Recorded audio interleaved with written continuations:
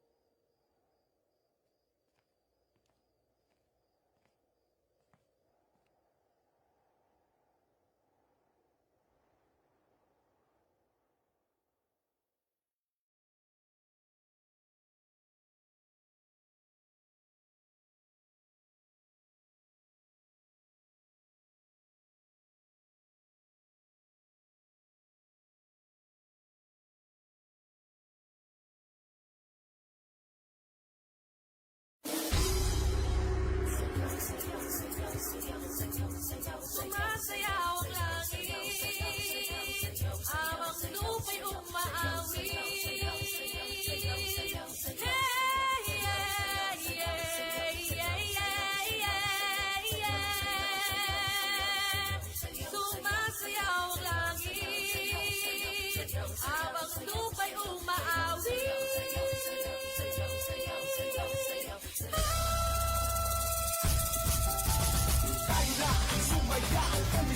Sumayaw, tayo na, sumayaw, kumila at gumalaw, tayo na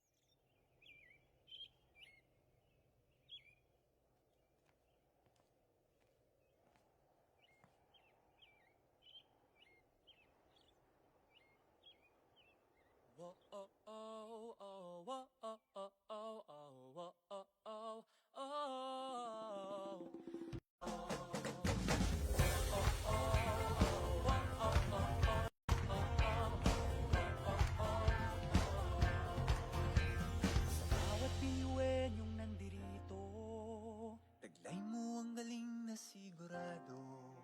Kahit saan man mapunta, galing mo ay ipapamala. Tunay kay tatak biyuwen nyo. Kahit subukin man ang panahon.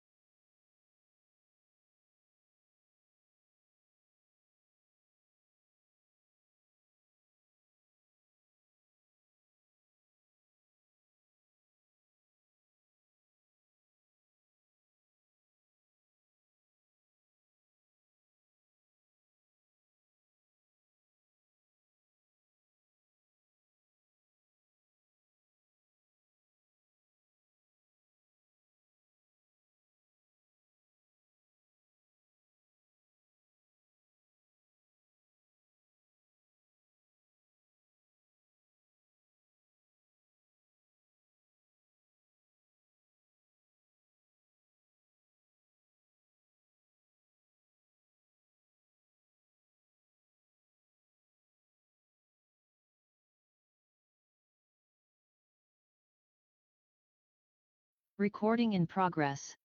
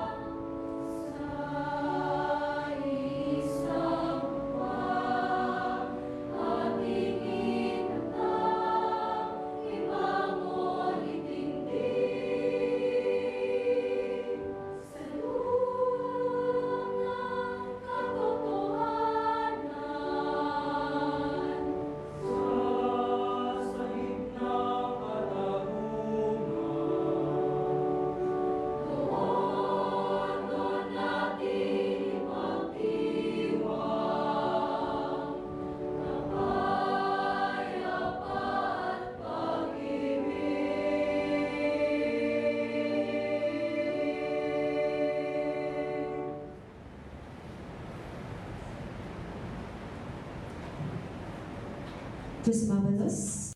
Maraming salamat mga mag-aaral mula sa Bachelor of Culture and Arts Education sa pangunguna ni Professor Apple N. Rubio at syempre sa ilalim ng kanilang program advisor na si Professor Dr. Lisa Pasano. Mabalos sa Indogabos. Okay? So, ano na ang sunod? Okay. Pag-usapan natin, sabi nga sa isang libro, ang panitikan ay buhay, buhay-buhay at pakikipamuhay. Pag-usapan natin yan mula sa perspektiba, eksperyensya o danas at naging buhay kasama ang ating mga batikang uragong mga parasurat sa hapong ito. Pero bago yan, eto muna. Bago po yan, ano? So para bigyan tayo ng inspirasyon sa hapong ito, eto, may naisip lang ako saglit. Daan ko na lang sa maikling tigsik ang sunod na numero. Ready ba kayo? Parang masyado kayong seryoso. Literatura ito. Pag-usapan natin ng literatura, pag pinag-usapan natin ng panitikan, may saya. Nandun din syempre, may lungkot minsan, may hamon, may kaba, di ba? May takot, may kilig. So, ganun lang, chill lang, magaan lang. Kasi sabi natin ang panitikan ay buhay natin, buhay-buhay natin. O kaya sa hapong ito, tigsikunta daw. Tigsikunta ining satong dikana. Inang mahigos, as in, mapinadaba kan busi talaga. Sa siring ng mga programa, bilog as in yaonan sa iyang suporta. Sa iyang welcome remarks, dunggogon as in isa puso ta. Kaya mga tugang, makusog na parakpakan, isabat niya to sa iya. Madam Lawrence?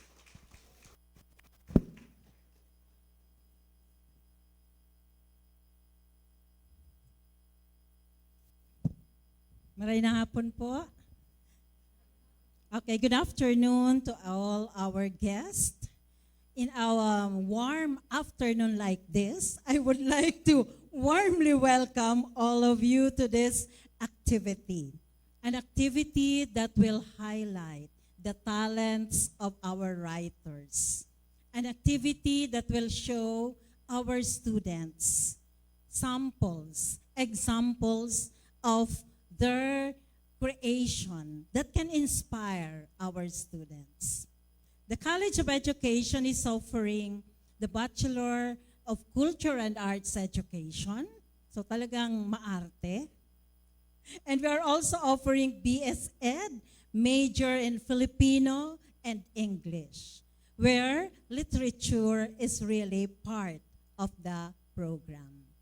So this afternoon, we are welcoming the writers who will share with us their products, and we also welcome the art enthusiasts among our midst, members of the Albay Arts Foundation.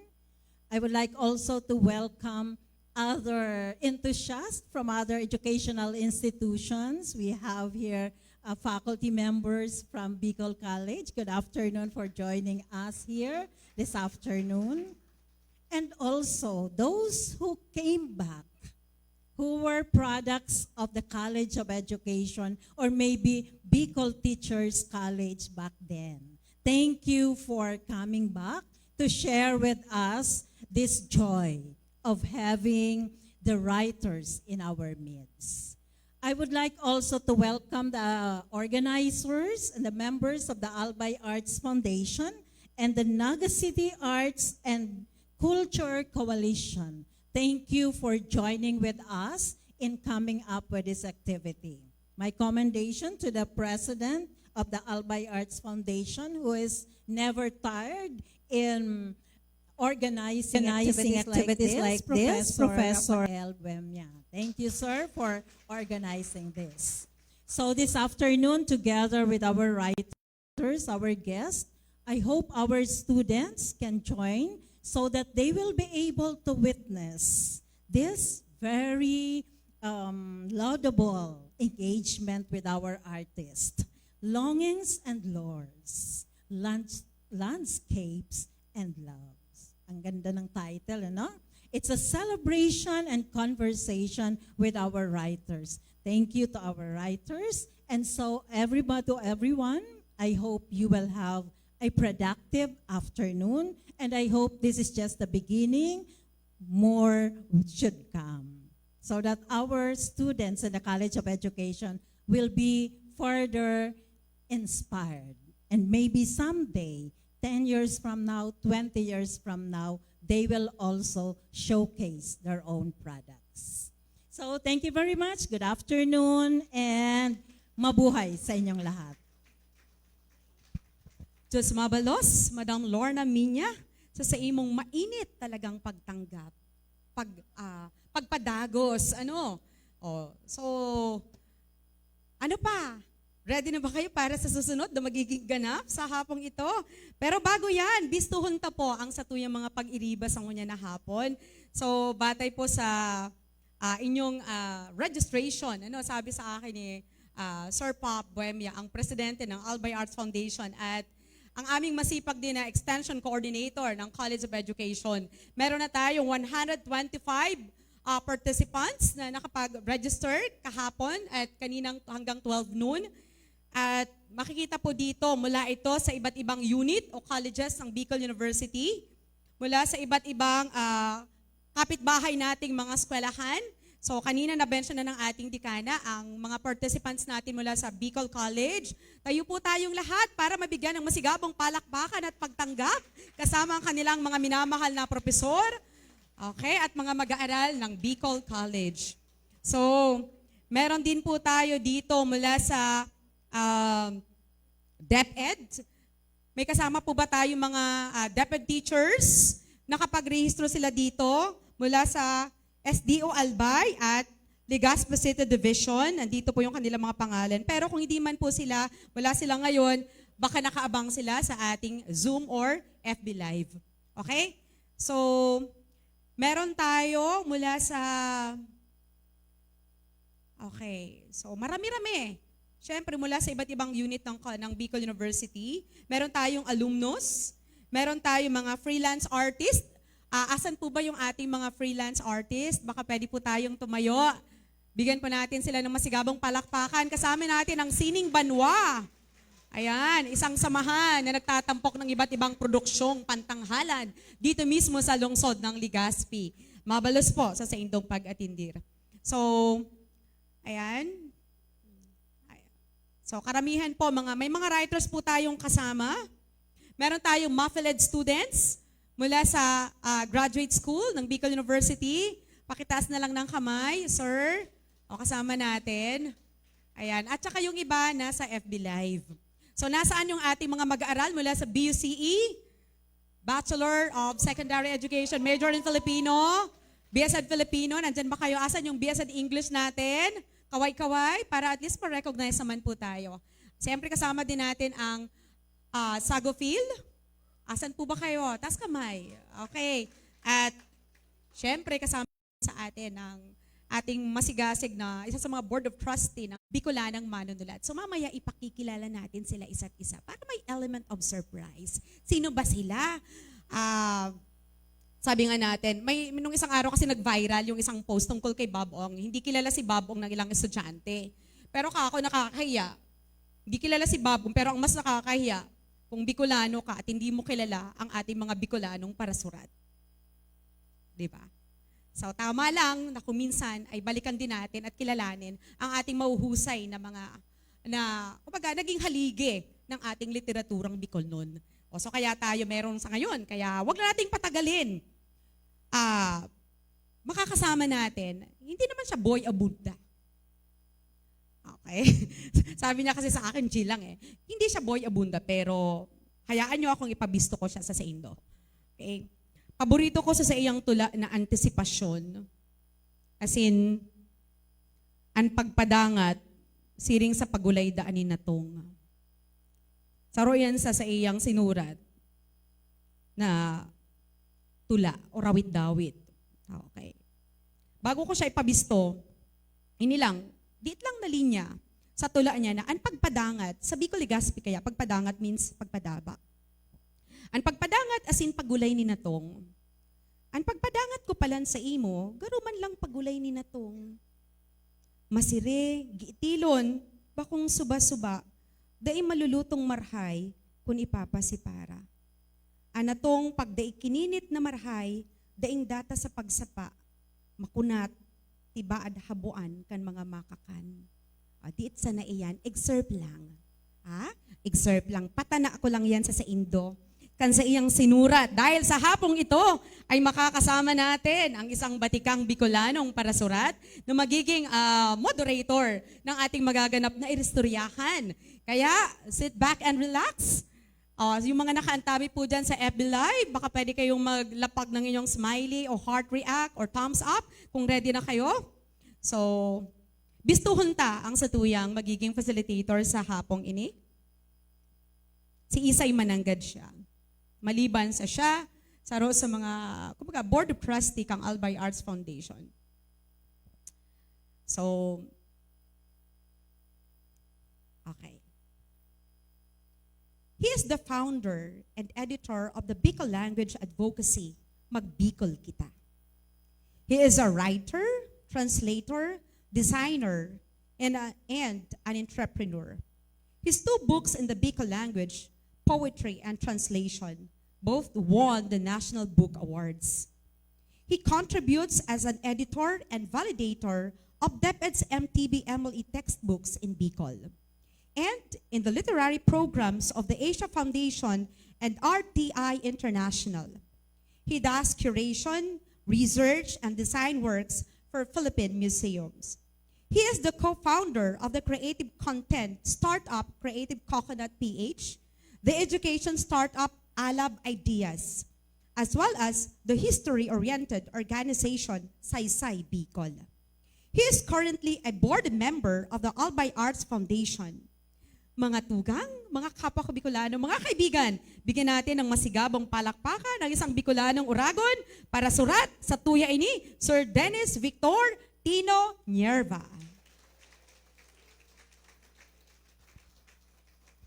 Thank you, Ma'am Bing.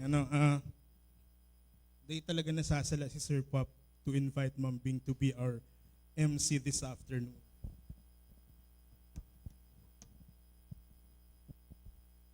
Yeah, thank you. Longings and lures, landscapes and loves, I can take it personally that this is a dream of mine, a personal dream, to bring this event ngunya na hapon sa Indogobos, because we can call this hall ngunya na hapon as a powerhouse. So igwa kita ning apat na parasurat, apat na cultural workers, apat na literary figures kan kabikulan sa panahon na ini. Kaibahan tasinda ngunyan na pagkahapon. Yan ang mga pictures ninda dyan sa ako. Taarok man kayan ang satuyang format this afternoon. So, this afternoon, what are we going to expect? So, kaibahan tasinda, ang tall order ko lang, actually ang request ko lang is magchirismisan kita ngunya na hapon. So, ako ang bilang moderator, taga-hapot sa naman ako kan mga hapot na itatauta sa inda.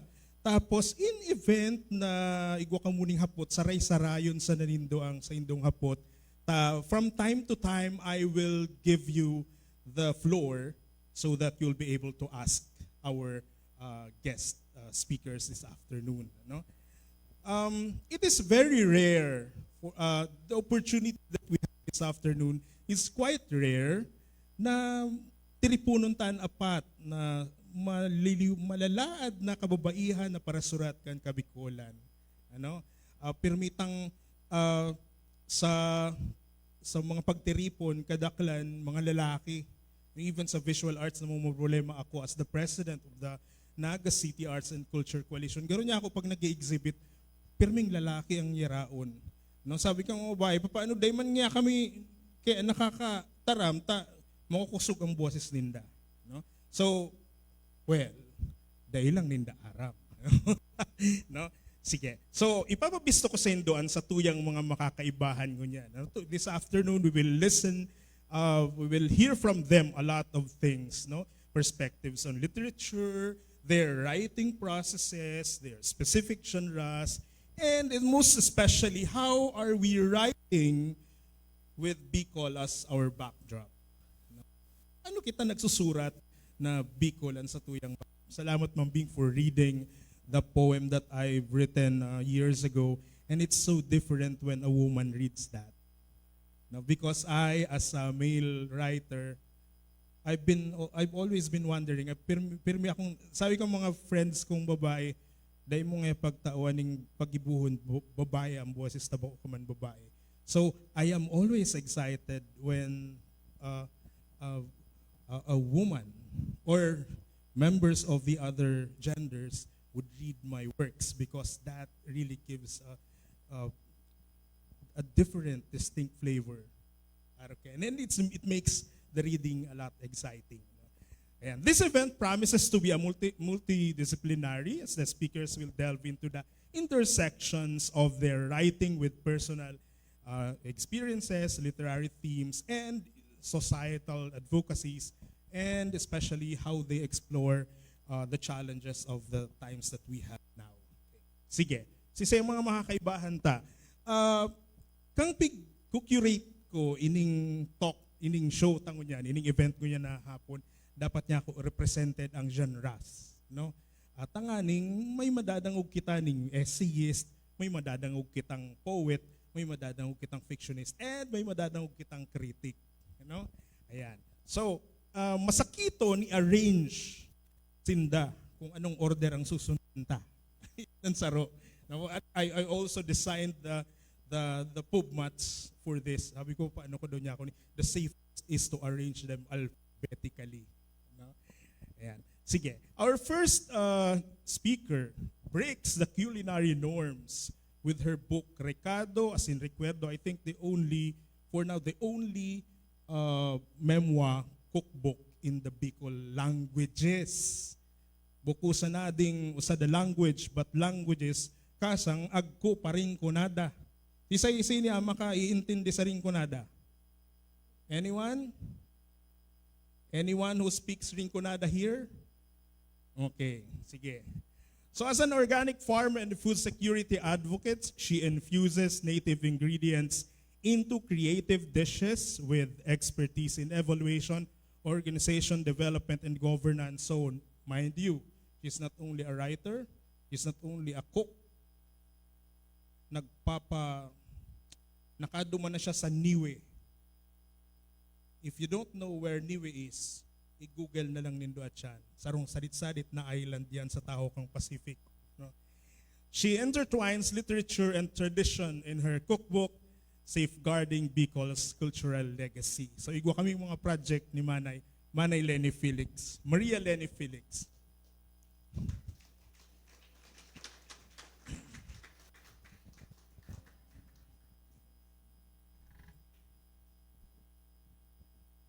Ayan. Ang sunod na tangon niyan sarong autor nin mga koleksyon nin mga istorya. So in short, chismosa, no? Pero tuninong na chismosa actually. Author of collections including Awakenings and Little Freedoms, and novels, collection of stories such as Married Women, and the novel, the most recent, The Maps of Camarines. Honored at prestigious literary awards and featured in anthologies, she's also a former journalist and currently pursuing a master's in comparative literature, which I will ilalaglag ko siya, kaklase ko pa siya hanggang ngunyan, yung pag-iraray siya sa UP, nagkaklase ng comparative lit, arog kayang kahaloy. And she's also fascinated with ghosts, I think. No? Miss Mary Ann Moll.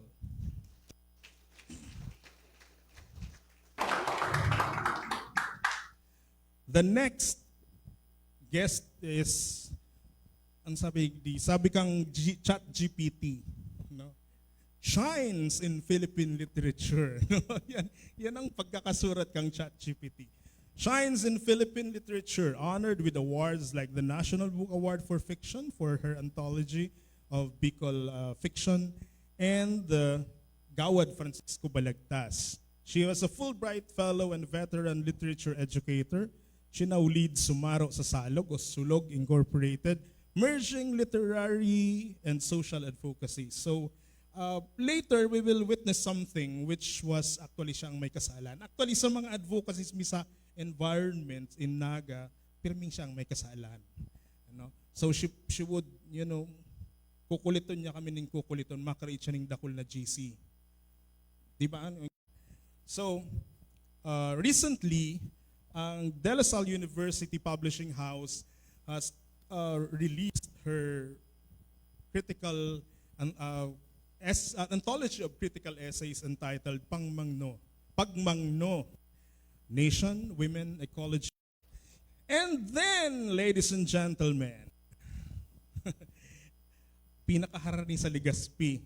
Siguro kaya nasa last si Manay Merlitz because siya ang pinakaharani sa Legazpi. A trilingual poet, which is a challenge now for all of us. How would we write when those who are taking AB Cultural, ma'am?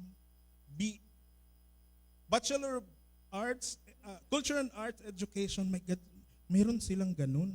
Goods. Oo, nakakaingit, no? Na mayroong Bachelor of Culture and Arts Education. No? At ang ganda nung doxology. I really like the text of the doxology. She's a trilingual poet, writes verses in English, Filipino, and Bicol. Her poetry graces esteemed publications like Focus and Philippines Free Press and anthologies like Ang Silid na Mahiwaga. Her Bicol Filipino collection, Pinatubo at Iba Pang Tula, was published in 2014. And may forthcoming ngun siya ngunyan na paabuto na chan i-mention mi sa Indo. I'd like to introduce to you na Merlita Lorena Tariman.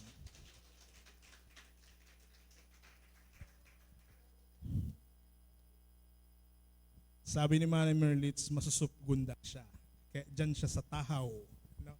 Ayan. Do we have a microphone, extra microphone? Ayan. Sige. Sound check. Ayan, yaon ang satuyang apat na guests. Sige. Picture. Ayan. In this warm afternoon, before you are four of the most eminent Bicolana writers. And he would insist on this, that we should feel proud and feel honored that they are with us this afternoon. So let's give them a round of applause. Ngunyan, ang inot kong hapot, because si Manay Lenny nagsusurat din essays, memoirs, si Ma'am Dudes writes criticism, Manay Merlitz writes poetry, Mary Ann writes fiction. Why? Di ba? Bakit? Halimbawa ako, pag tinanong ako kung bakit ako poetry, not fiction, because sana nakikita nyo na ngayon pa lang na moderator ako ng event na ito, pasikot-sikot ako magsalita. No? So how much more kung fictionist ako? My God, matatalo ko niyan si Tolkien sa pag-describe pa lang ng hall na ito. Sige, so my first question to our four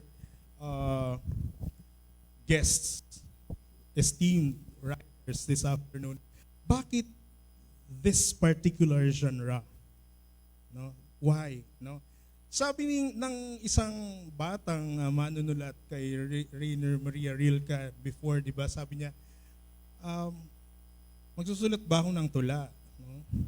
Paano ako magsulat ng tula? Sabi niya, search for the cause, find the impetus that bids you to write. So may tanong, may hapot ako sa inda, ano ito? Taano ta fiction, taano ta poetry, taano ta essay, and why of all, why criticism? Ani, can you start? Yeah. Good afternoon sa Induga Boss. Siguro naging natural lang sa kuya ang magsurat ng mga surat ng mga istorya like short stories and kunyan nobela na because kadto kayang aki pa ako, I was very sickly. I had asthma. So when my friends and classmates would be outside in the house and dakulon libro sa harong, I would read the stories and the Encyclopedia Americana and kung ano na yaon duman. But itong mga short works, mga verses, medyo I don't gravitate towards them. So, iniisip ko rin, siguro dahil kang aki pa ako, I was a sickly child na nakakulong sa harong, ang hinahanap ko si escape from my reality. So, gusto ko si mga istorya about going on adventures, learning how to fly, and then nagbabiyahe na haluyo na maray and even under the sea, like Jules Verne. Tapos, in a magical land na you can grow very, very big, tapos very, very small, depending on what you eat or drink, like Alice in Wonderland. Ito si Sako yung naging escape. And kung nagkaedad ako, I wanted to write my own, na baka kung magsurat ako, maging wonderful escape din siya for the people who will read ang mga sinusurat ko. But it was not that easy because nag-UP ako. It can't be an escape. It must be an immersion into reality. You should be able to write from within your own milieu. Pero that was the challenge and I faced it.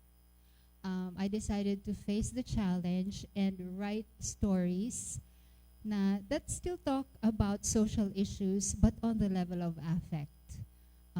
We defamiliarize realities in order to affect the reader in a way na di kita nagle-lecture or di kita nag-proselytize or anything like that. It's still an escape, but an escape back into reality in a way na di siya familiar.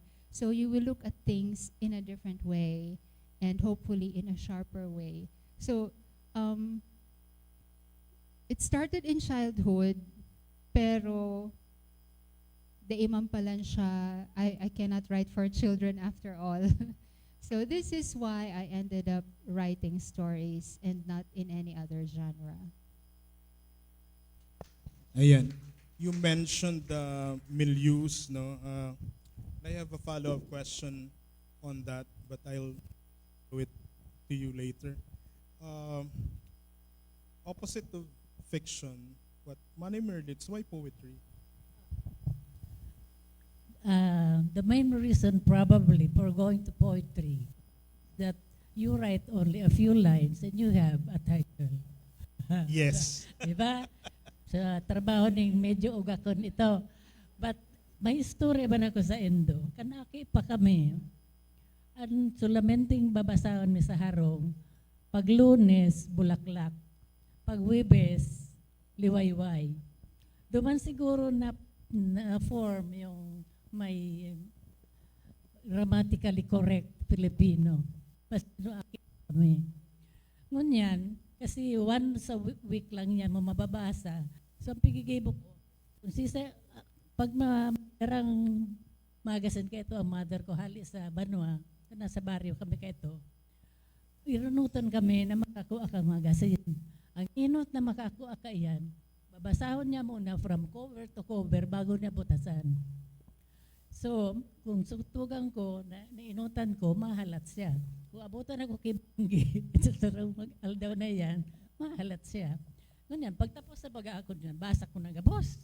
Pati sa mga sa pelikula, mga lathala, etc., short stories, mga panahon na ito. Tapos may comics portion. Ay, pag Banggi, ang gigibuhon ko, i-imagine ko na idudugtong ko na sa istorya. Sa mga gabos ito halos sa mga nobela itutuloy. Yung comics itutuloy. So mahalat ka ki 1 week, read the next episode. So gigibon ko, makaturog kunwari ako, pero ma-imagine ako na pigdudugtong ako na storya. Kung gusto kong tapusin yan sa Sarong Banggi, tatapusin ko. Tapos abangan ko next week. Kung yung pig-imagine ko, pwedeng nangyari sa no, ginibok ang author, tayo man barang nangyayari. Iba man sa sakuyang direksyon ng pag-istorya. Now, going back to poetry. Nagpuon nito, high school pa ako yata. Kasi pag nung graduation, dahil akong ibang tataos ako, nginaranan na sana akong poet of the year. So, pinanindugan ko na sana ito. College,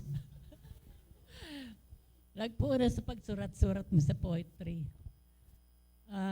Medyo halaba na rin ang naagi. Pero, ang kadaklan kang pagsurat ko, Vic, bako sa ko mga love-love na ganun-ganun.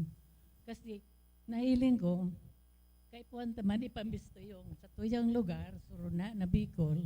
Tapos, ang pinaka-topic na napirmi ko na nagugustuhan isurat, yung ordinary people. Igawang mga tungkol sa cliff dwellers of Mayon Volcano. Yung kagsawa na yan, pirmi-pirmi na yan nag-figure sa mga sa mga inot na yon. So nagpuon talaga ito dito nung kami, Bicol Teachers College pa. Kaklase ko si Glenn New Hall. Kami ang last mag-graduates ng BTC bago naging Bicol University at na-establish ang Bicol College of Education. Bicol University College of Education. Digdi man ako inot na nagtrabaho sa BU College of Education sa Office of the Dean after graduation. Binayaan ko sa pagturo. Kaya ako nagturo ng Eloy. 2 bulan sana ako nagturo. Duman sa assignment ko kaya ito, doon sa slope kang Mayon Volcano. Ayun. Ano? Si Sisin doon nakaabot pa kang liwayway. May liwayway pa ngunyan actually. And they're in fact, they're shifting medium sa of distribution. Ano? They're trying to create an app for liwayway para ma-perpetuate ninda. Tapos syempre nalulugi ang print and they have to adjust. But until now, Filipino writers, young and not so young, are still there. No? So yan, di ba sabi nga ni Manay Merlitz, the liwayway actually taught us the language. No, not just the stories. Yan. Okay, skip okay Ma'am Dudes, Manay Lenny ako. Yun we're very close and I've been designing your works for development, yung development works mo, di ba? Igwa kita ning CL, community engagement for TB, no, yung mga arog kayan. And then we have the Hardin and we have the Irokan with Ma'am Dudes. I pretty much, I think, understand why essay, di ba? Pero I think it will help a lot our students here and those who want to write essays din. Tano ta essay? Ano ang madali? Non-fiction. Your recado as in recuerdo, I think if they're able to read it, would just show kung taano. Manay. Thank you, Vic. Okay. So, si Sepa sa Indo ang nakakagirundum kang kantang si Ani Batumbakal na taga Prisco. Pagka-aga, dispatchadora. Pagbanggi, Sa umaga, Rayna ng disco. Di ba? Si Ani Batumbakal. sa gabi, So, kang estudyante ako sa UP, ang huna ako, magiging literary writer ako. wala ko Ani Batumbakal. Una ako talaga, magiging Rayna ng disco, di ba?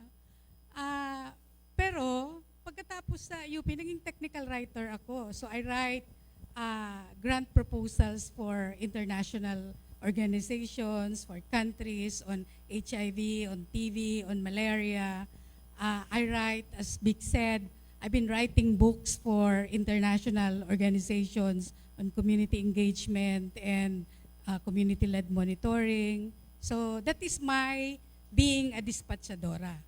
That is Ani Batumbakal's day job. Now,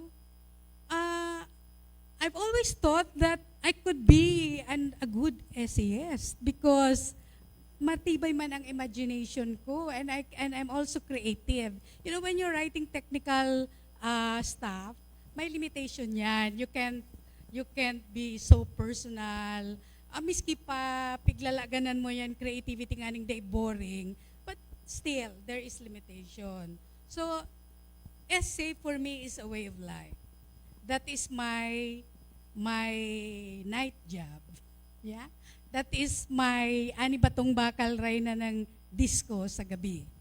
Okay, so I write essay on food because I just thought that food is not just about the taste, the deliciousness, but it's about culture and arts. And that is why I've been writing essay about food and disaster. So that explains why my day job, I still do a lot of technical writing because that is my money-making job. But I still do on the side my essays on food, which I intend to continue doing because I believe that that is something that is needed to fill the gap in terms of food and culture, in terms of arts and culture in the Bicol region. So that explains my reason for why that is my genre. Okay? Nagiramdaman ko lugod, Ma'am Dudes. Kasi nga ni si Lala, si main character sa Love in the Time of Cholera, when he was being asked by his uncle to write letters, business letters, poet siya eh. Imagine. Sabi niya, day ka na ngayon magsurat ng letter. Bako ngayon ka. Bako garo ngayon ka nagsusurat ng love letter. Ayan. So that's essay. And then another essay, but the focus is really different. Ma'am Dudes here is considered as the prime critic of the Bicol literature. Now, when we say critic, minsan it's often misunderstood. Garo there was maigwa akong dating co-teacher sa media studies na magtukdo ka ngayon ng radio criticism. So una niya ang itutukdo kung paano magplatik ka si Joe sa Balsanaga, itong magparpantuyaw ka ni mga politiko, taano tamayong tubig sa Naga, taano tamay ati ang MNWD ng mga Aroquet. No, that criticism is something looking into the literature, the artworks in a different manner, which I really I'm not a critic. So that's why we want to ask Ma'am Dudes here, why criticism of all?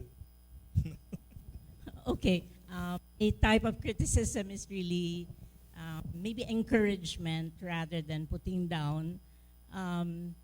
Nagpuon ako magsurat kang elementary ako, mga teachers na nakakasabi kung matibay magsurat o dai ang mga estudyante.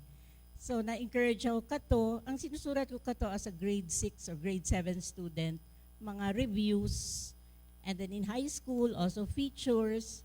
Tapos sa college, nag-journalism ako, so we were reporting on what was going on. Tapos nag-martial law, na-sharpen yung political thinking ko.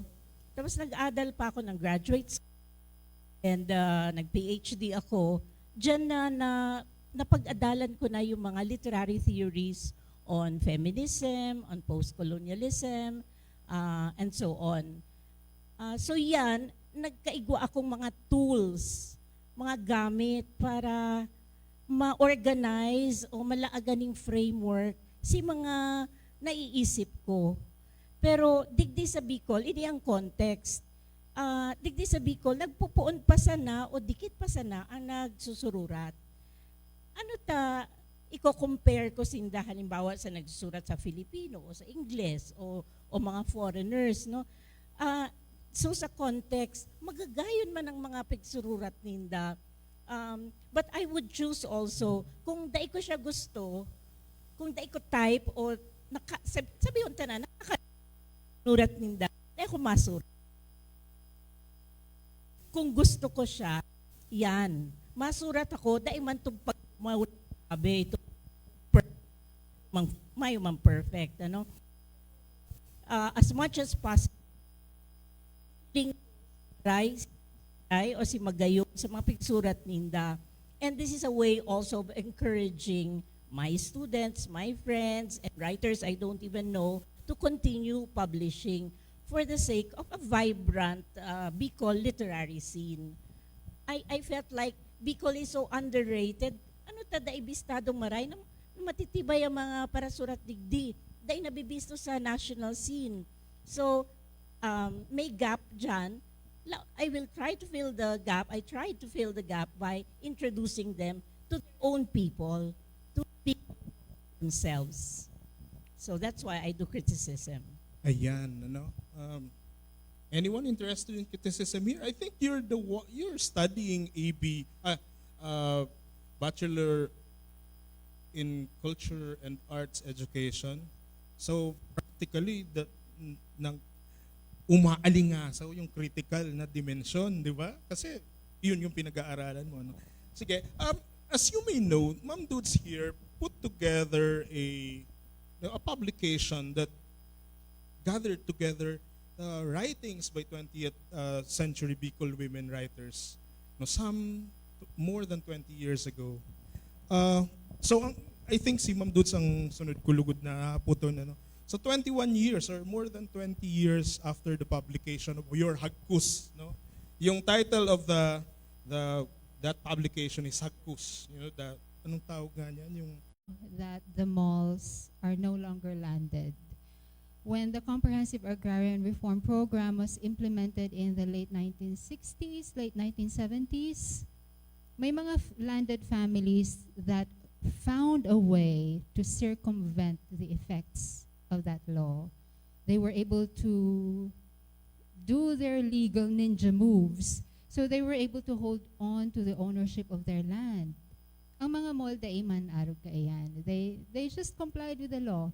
And then ang nangyari kay ito at that time, si Lolo Berting, si Dr. Heriberto Moll, at that time tapos na si term niya as mayor, and then si mga aki niya high school, college age na in the 1960s and 1970s.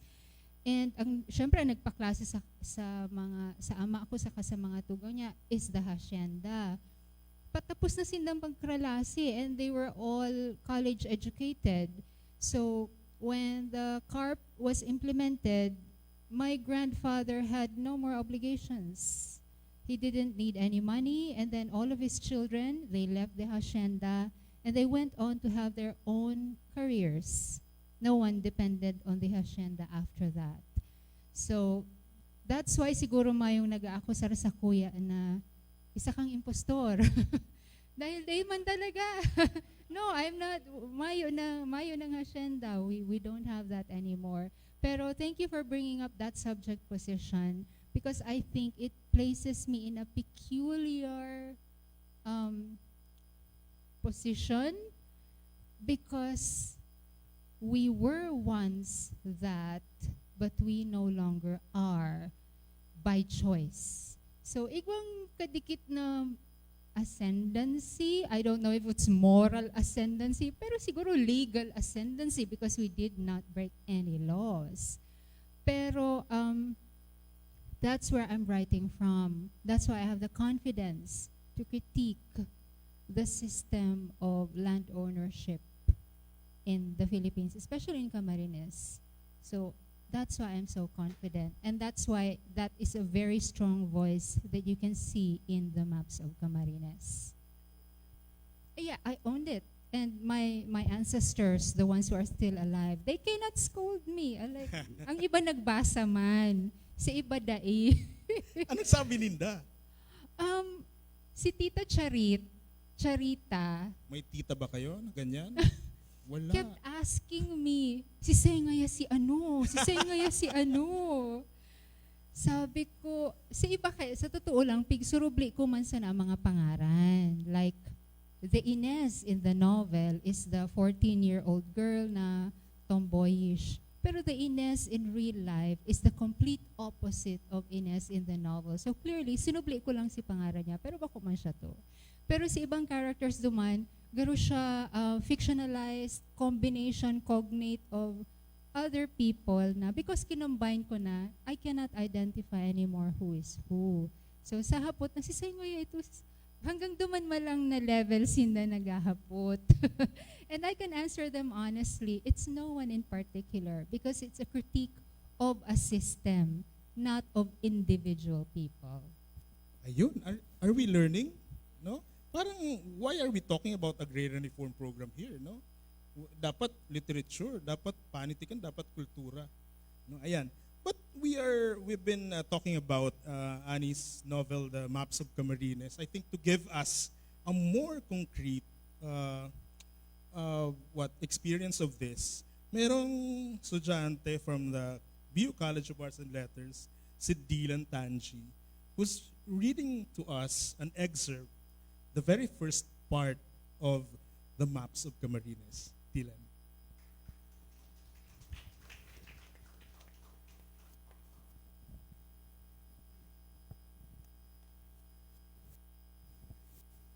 Hello.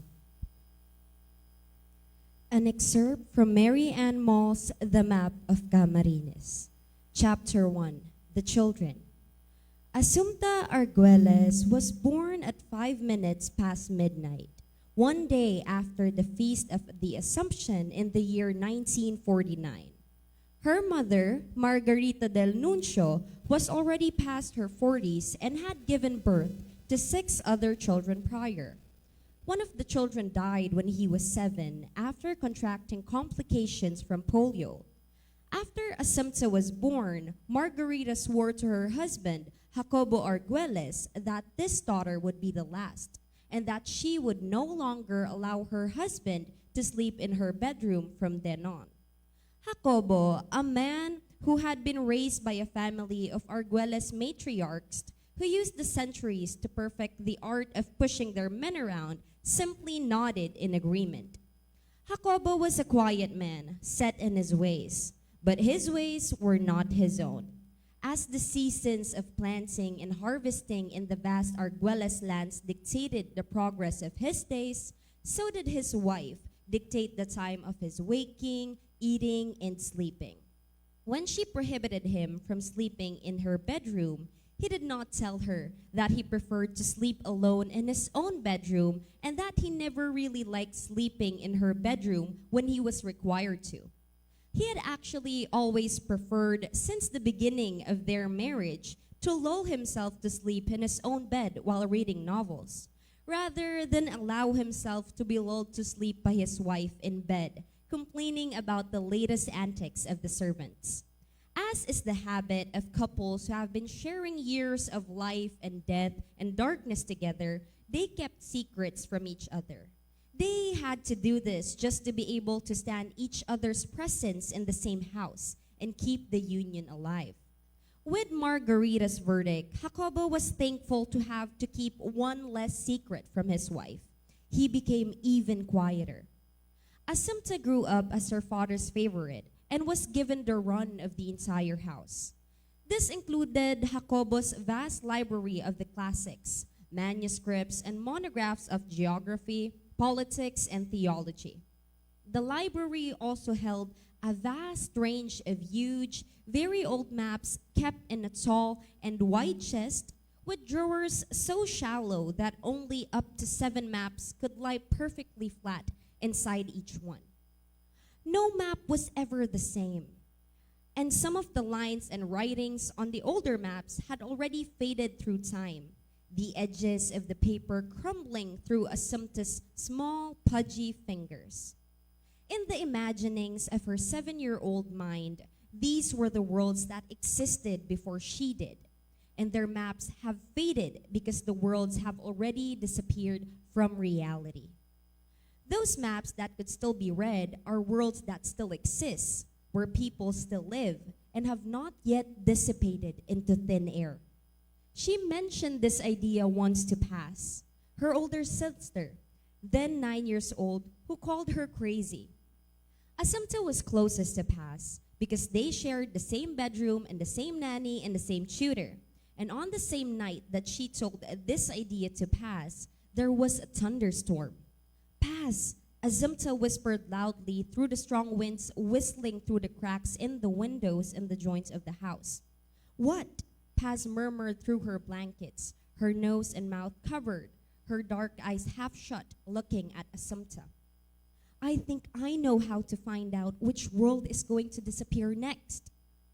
What are you talking about? Paz's half shut eye sat up as well. I have no idea what you're talking about.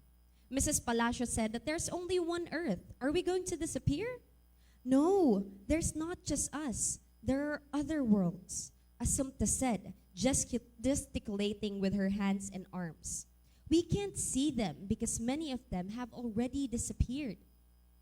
Then, dissatisfied with her gesticulation, she stood up and used her entire body to demonstrate to Paz what she was trying to explain. When a world is created, a map of it is made. And when the map fades away, so that's world and all the people who live in it. Assumpta swept her arms dramatically towards the window and the wet darkness beyond it. They no longer exist. They're just gone. She even paused before saying the final word with an ominous tone. That's just crazy, Paz coughed. If you tell Mrs. Palacio that, she will just think that you're crazy too. Better keep it a secret. And then Paz laid back in her bed, turned her back to Assumpta, hid under her blankets once more, and fell silent. Assumpta lay awake for some time after that, thinking through her theory, while the rain fell in torrents outside. She wondered about the people in those worlds and how they disappeared. Did they just fall asleep and fade into the air? What about their houses? Did they just fade away like the lines on the maps faded away? Did they burn to the ground?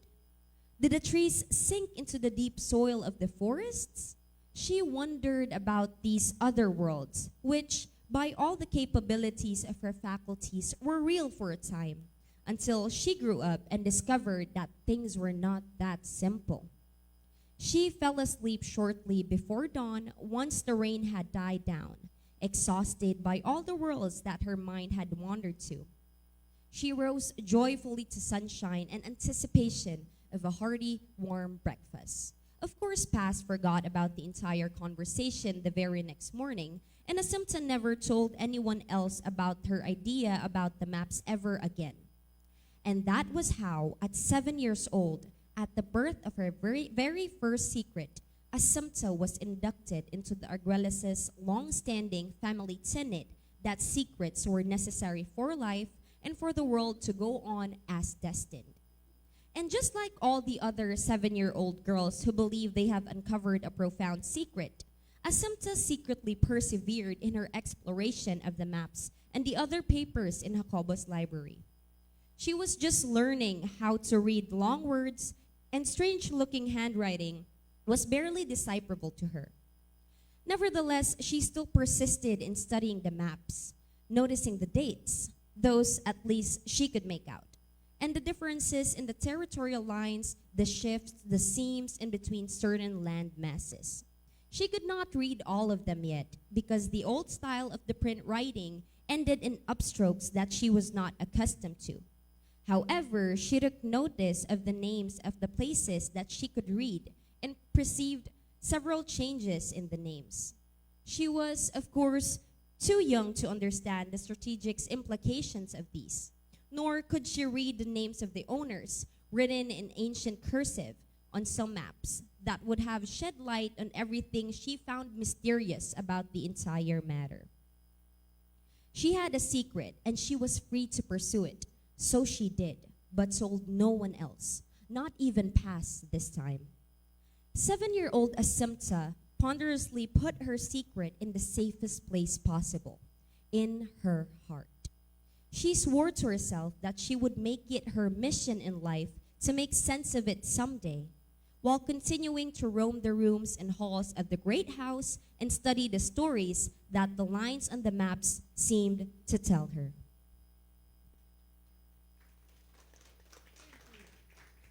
Thank you, Dylan. Annie, pag kailangan na ng Penguin Southeast Asia ng audiobook, you know what to do. Yeah. Thank you. That was a wonderful reading. No? So, your stories are simply not retelling of the travails of the mestizos of Bicol. No? As you said earlier, hindi naman landed na yung mga mall, hindi na nagbago na, no? So they're honest critiques, as you said, of the social classes, critiques of the landed. How do you see your works in the social history of Camarines Sur?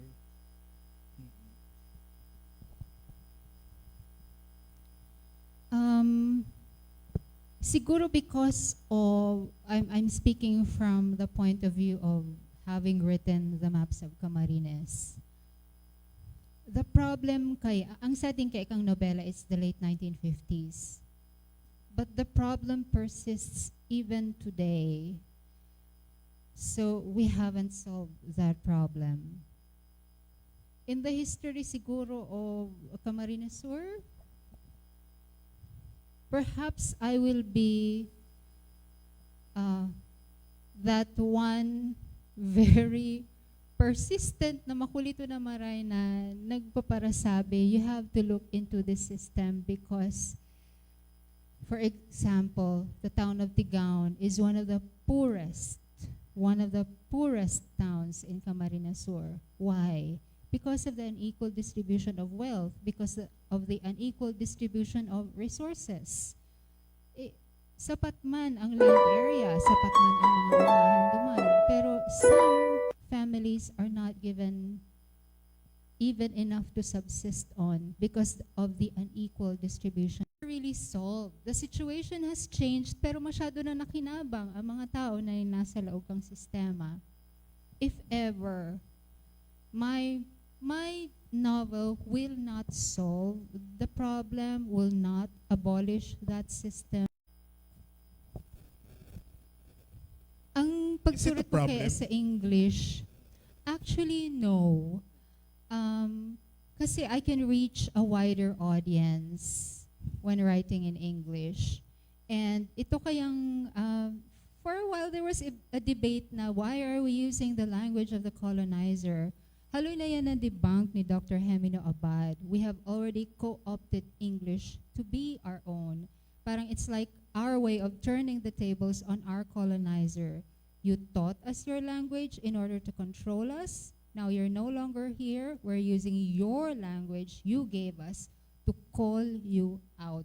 And the systems that you left us, that we were never really able to recover from. Pero personally,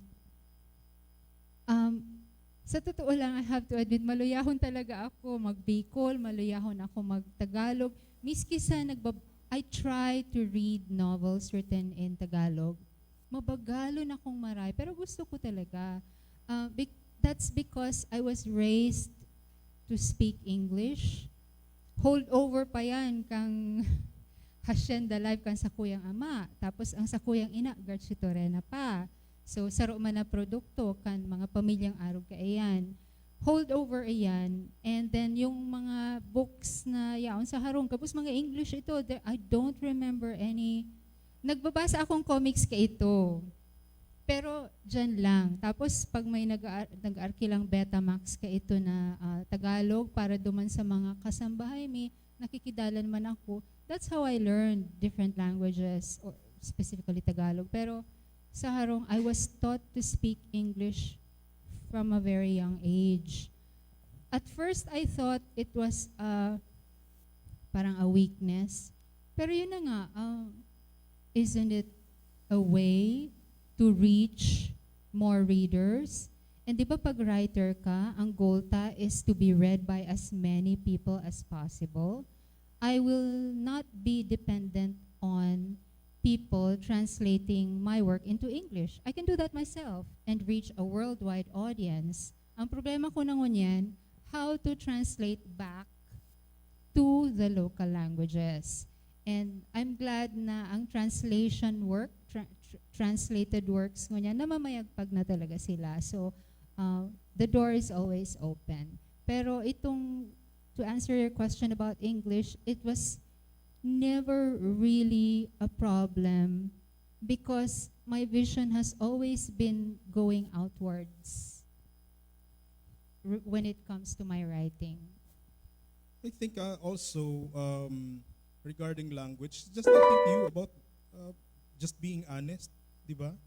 Why force ourselves to write in Bicol?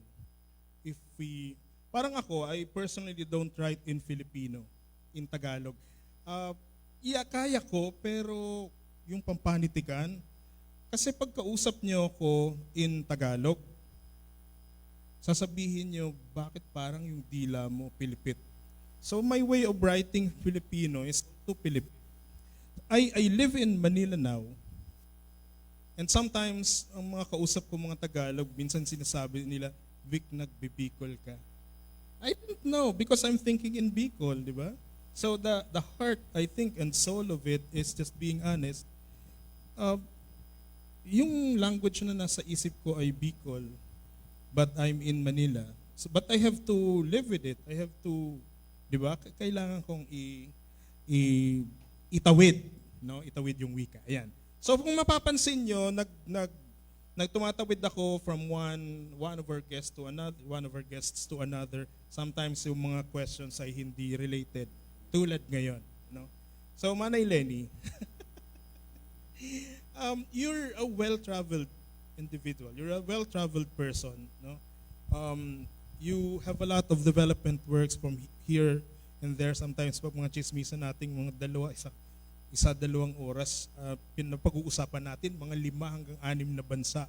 What can we learn from other countries in terms of culture and art, as far as your experience are concerned? And their language will come in. Yes, yun nga eh. Because Actually, nahuli mo ako. unlike us, they start with their own language. That's why the identification itself, madaling maka-identify. Like for example, the book that I wrote for them, a playbook on community engagement for TB, people affected by TB Matters, a playbook on community engagement.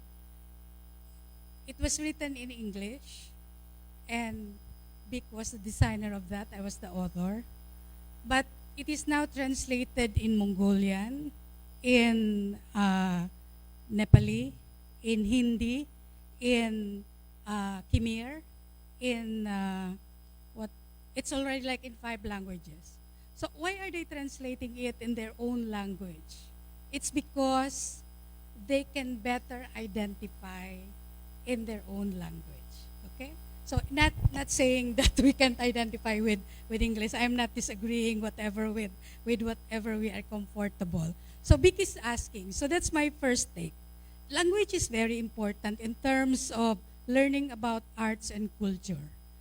When I went to Uganda for work, I was surprised.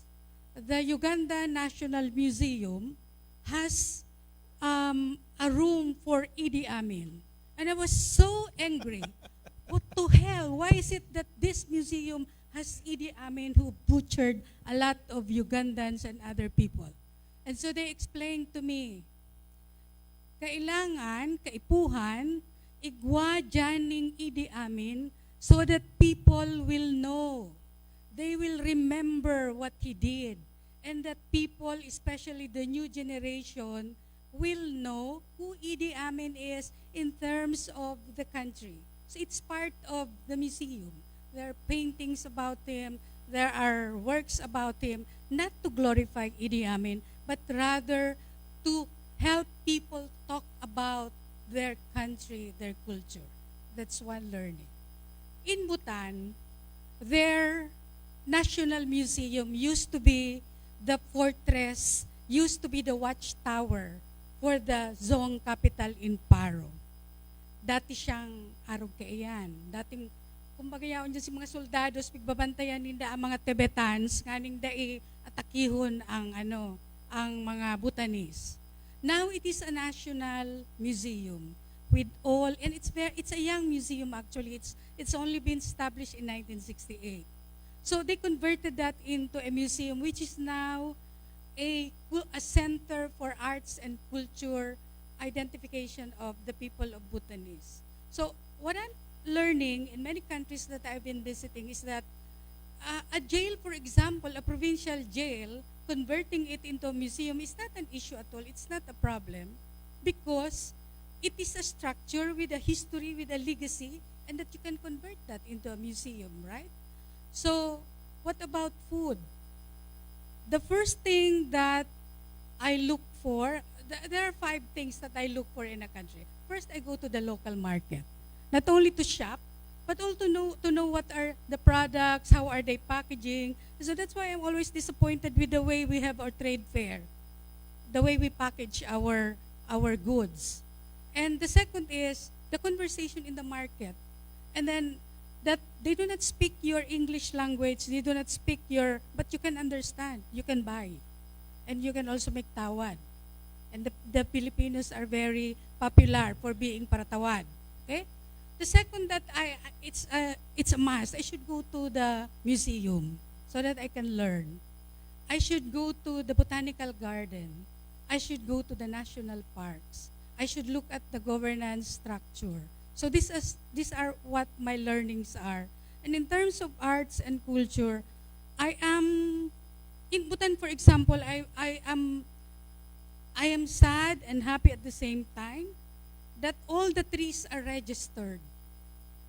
Nakarehistro ang mga kahoy, the names, the date of birth of the trees, kasuori niya, pigpig taranom, and not because they are not allowed to cut, but because they are part of the life of the Bhutanese people. Are trees part of our life? No. Because trees are also part of their arts and culture. That's what I'm learning about the way I travel. So they can cut trees, 18 trees. One household can cut trees, but you have to get the permit and you have to plant. If you're building a house, you can cut 18 trees for your house. You're allowed to do that, but you have to replace it. So traveling is not only about having a very beautiful pictures for Facebook or Instagram, or trying, but it's also about learning so that we can share. So kaya kami, siguro that's what we are trying to do with our Irukan project in Camarines Sur, that we would like to have a living museum that people will understand, will learn that importante yun ang arts and culture in our life. Like, as for me, why is it, and Big Sid, what have you learned? Like, I've learned that I have to go into gastronomy. I have to go into sustainable gastronomy. I have to write about food, about gastronomy, because gastronomy is all about the connection of history, arts, the social significance. It is very different from culinary arts, because culinary arts is all about presentation, the technical aspect, the creative part. But gastronomy, especially local gastronomy, like, why do we love kimchi but we do not love kuyog? Right? Sino dito? The Si history. Sendo ang nag-aaram po kung anong kuyog. nag-aaram ang kuyog. Kuyog. Yeah. Kuyog. So, di ba? Ayan, igo pa. Arbiskuta ang kuyog. So, ang mga Koreano baga, kimchi is all about food in time of cold and harsh winter. But they prepare it in such a way that it is a collective undertaking of a society with all the arts and drama. So, taano ta data arugong kayan ang kuyog? Why is it that kuyog is always identified as a poor man's food? Where in fact, it is a disaster food. When you don't have anything, if you have kuyog, you will survive. Yeah? So that is big. That is what I am learning, that arts and culture for in my genre, in food writing, in gastronomy, it should be embedded, and it is, and Vic is always complaining, why is it that the Ilonggo is considered as the food capital in the Philippines, where in fact the Bicolanos have more. We have in our palate, like for example, there are so many things in our garden. Now I have my pansit-pansitan salad with truffle oil dressing. Yeah? So there's so many things in our nadaita pinapangatamanan So I hope that the Bicol Arts and Culture will consider food gastronomy as part of an important aspect of your curriculum in terms of embedding the Bicolano culture. You know, in Masbate, they have a culture there where nagluluto sindang dinuguan. There is one community, one person, he would cook dinuguan na baka, and the whole community would eat on that because it is very cultural for them. It is a collective undertaking. We have already lost that kind of culture in our society, which other countries are still practicing. Yeah, so that is my answer to your question about what I'm learning about. Adilantado, no? May tulo akong question. Sinirimbag niya, di pa man hinahapot. Na? So arog lang kaya talaga kaya ng plano mo niya nahapon magchirismisa. Bio, can I have a sample of Manay Lenny's book? Juan, igo kita. Ayan, can we show them? This is Ricardo as in Recuerdo. Ano? So let me show this because this is a collaborative book. Woods is my editor, and she also wrote the introduction. Vic is the designer of this book. So Ricardo as in Recuerdo is your it's like in English, it's like your spices and memories. So one question there is, why do we write from memory? You know, because memory is a powerful tool for writing. We should never forget.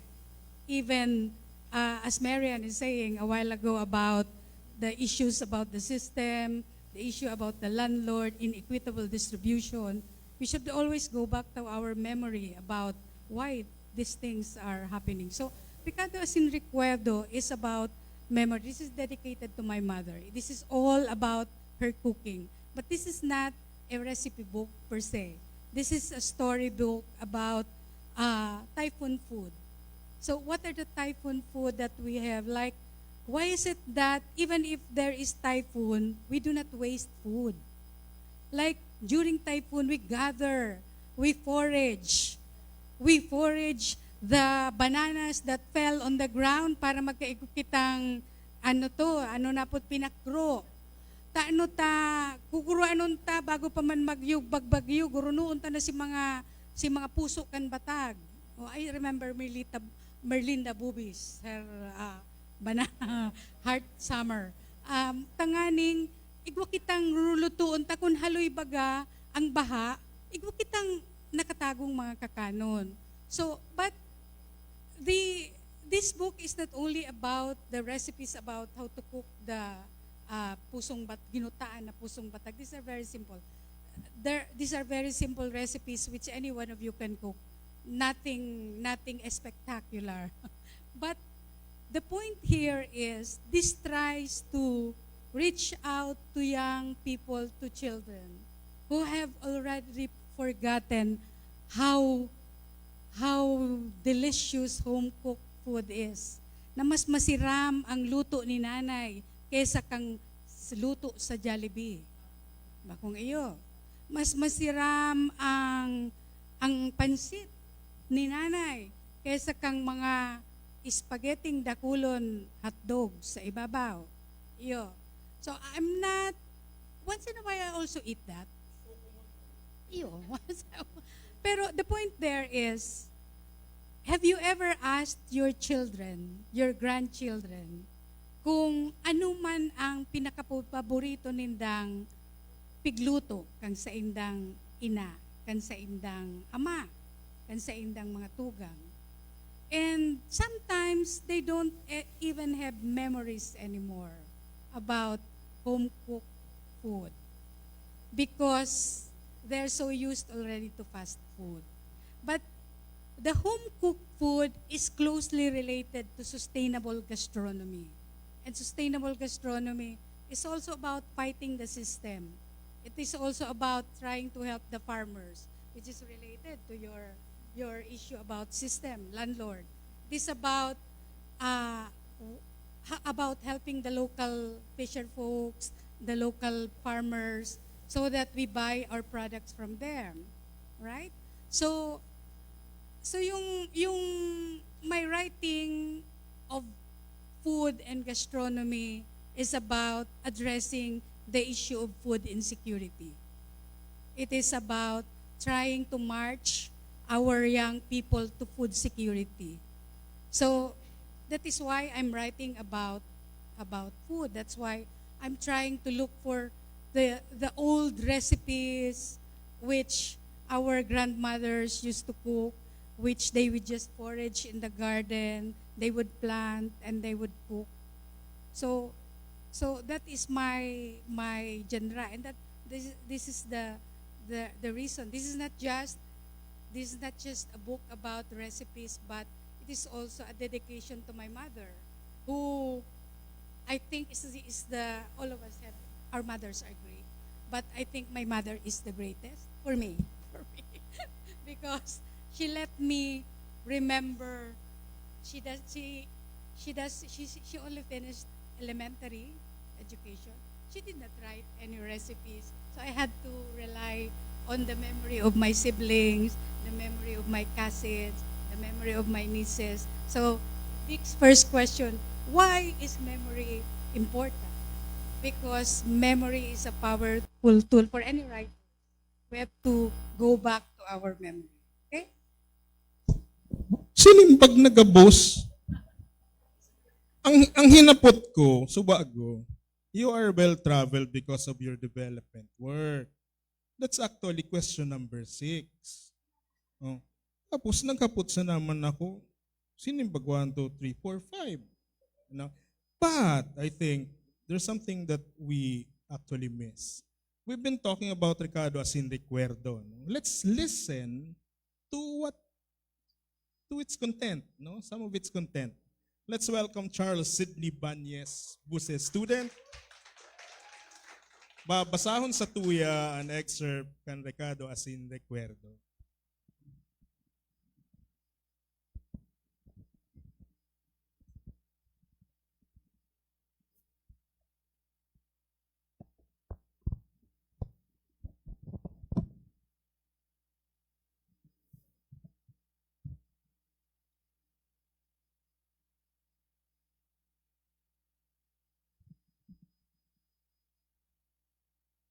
Lips to lips ang apod ko sa Tabagwang, na may scientific name na Hagora asperata. Kanaki pa ako, haloy baga ako nagpurbar magkakan kaini. Sa buot-buot ko, makangiring supsupon, maati sa kamot, nagtitipsik sa bado, ang Tabagwang. Amot ang pasali ko pag inian panira, kung minsan, igwapang hiribian. Bukayo na sana o batag ang isisira ko. An sasabihon ko sa sakuyang ina. Halawig na panahon niyang pinaunrahan ang kapritso ko. Alagad sarong aldaw, pinatanidan niya ako. Nyakindiri kami kaon kading luto kong Tabagwang, uda na akong itataw iba kanimo. Mala mo kaiyan, ay iba ngani, uda pasang pagkaon, dawa no? Mauungot kanimo si Amang Diyos, ta inaabuan mo, agrasya niya.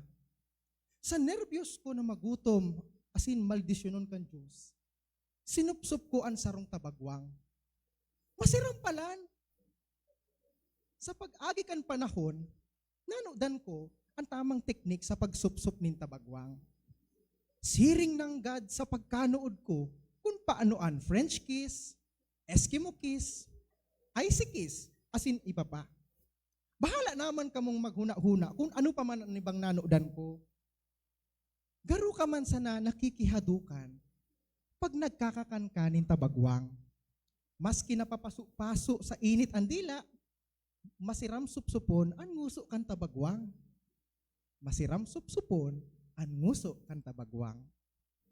Kaipuhan biglaan ang pagsupsup, tanganing makuatuloso ang magatok, ang matagok na laman. Dai maipaliwanag ang naagom kan Tabagwang, nasiring sa siram, kan magirok na hadok. Makukua sa malinig na salog ang Tabagwang. Sabi kan amiga kong parasira na taga si Roma, nagpipirmi ang Tabagwang sa hararom na tubig. Alagad nagsusugok, dangan nagaugbon sa hababaw na parte kan salog. Kung dakula na, pwede nang kakanon ang tabagwang. Kinokolekta sinda sa ibabaw kan baybay, sa tubig na may rarom abot takyag. Sa girumdum ko, inian mga ginigibo kan ina ko, bago lutuon ang tabagwang. Inot, babadon sa balde o planggana ang tabagwang. Asin pato nga pon, sa laog nin tulong aldaw. Kada aga, sanglian ang tubig. Asin takupan, takundae, makaranap asin madurulag sinda. Ikadua, pagkatapos kan tulong aldaw, pwede nang lutuon ang tabagwang. Bago lutuon, putulon ang puro o lubot kan tabagwang. Pag tinabtab ang puro, dangan mahiling na ang putik na garugatas, iya na ang sinyal na malinig na ang tabagwang. Hugasan giraray. Ikatulo, ibuktak ang tabagwang sa duwang suro ninyog, nalabot na ang mata, dangan guugoon, tanganing mahali sa mga tibulaka na napasa sa pagputol kan puro kan tabagwang. Nagkakapirang gulay ang masiram ipadi sa tabagwang. Arog kan pako, kangkong, kalunggay, puso nin batag, o bunga nin tapayas. Alagad si mama, panatiko sa lubi-lubi. Mas ugma siya kung lubi-lubi ang bangot na gulay. Si isay baya yan na lubi-lubi, paborito niya ini. An suba-subakan mga pinsan niya, an burak da akan lubi-lubi, iyo an inot na tinaukan ama ko sa iya, kan nag-iilusyon pa sa na ini. Inda ko kung totoo man ang gata, minahuyom naman sa naan ina ko pag sinusubahan. Dahil man nagtutuga, pamisteryo sa naan huyom. Ang lubi-lubi, sarong sadit na kahoy na makukuasa na sa Pilipinas. Minatubo ini, dawa sa in, asin muya sa mainiton, nasirang kan aldaw. Maniwang, asin tanos ang hawa ka ini, dahil man minalangkaw na marhay, asin sa tuktok nakakumpol, ang malakoro ng mga dahon. Nagarutuktok ninyog, kaya nga ni inaapod na pekeng palma. Kinakakan ang dahon kan lubi-lubi. Tinutubudan na nakakapababa ininin, halangkaw na presyon ng dugo. Asin, nakakatabang sa may mga diabetes. Para sa pagluto ng tabagwang, kaipuhan na mamula-mula asin malumhok pangugbos ng lubi-lubi. Kaito, inaagi-agi sana ni mama sa istorya ang pagtukdo sa muya kung paano lutuon ang tabagwang. Iyan ang kini, mga igin. Ausad-aot sa bakatabagwang, pwede na sa darawa katawo. Pero kindakol amig kaon, kaipuhan na rugangan. Dukdukon a darawang ngipon kabawang, girison a usad a sibulyas, duktukon kinpino a usad a gamuro kaluya. Hugaon anyog sa darawang tasa sa liputok na gata. Dukdukon a 5 pidasong siling na buyo, ag kiniton a usad abugkos kin lubi-lubi. Kin preparado na nga min na rekado, isuknad na akawali, butangan sa gatikot na lana. Pangala, gisawon sa luog kausad minuto ang mga rekado. Lula agata, ukago na luway-luway sana, tanganing diri magkurta. Pag nagkalaga kaga na, magulat sa 5 minuto bago irugang at abagwang. Dangan timplahan sa kabanga na kutsarang asin. Paglihis kan 10 minuto, ibutang na alubi-lubi, dangan lutuon sa luog in 5 minuto. Di pagsakban, tanganing di malunok agulay. Hintama na anamit, parungon na akalayo. Sabi ni mama, mas masiram at tabagwang kin maali, ag akanon, mainit. Tabagwang sa lubi-lubi ni Maria Lenny Felix. Diyos, marahin na hapon po.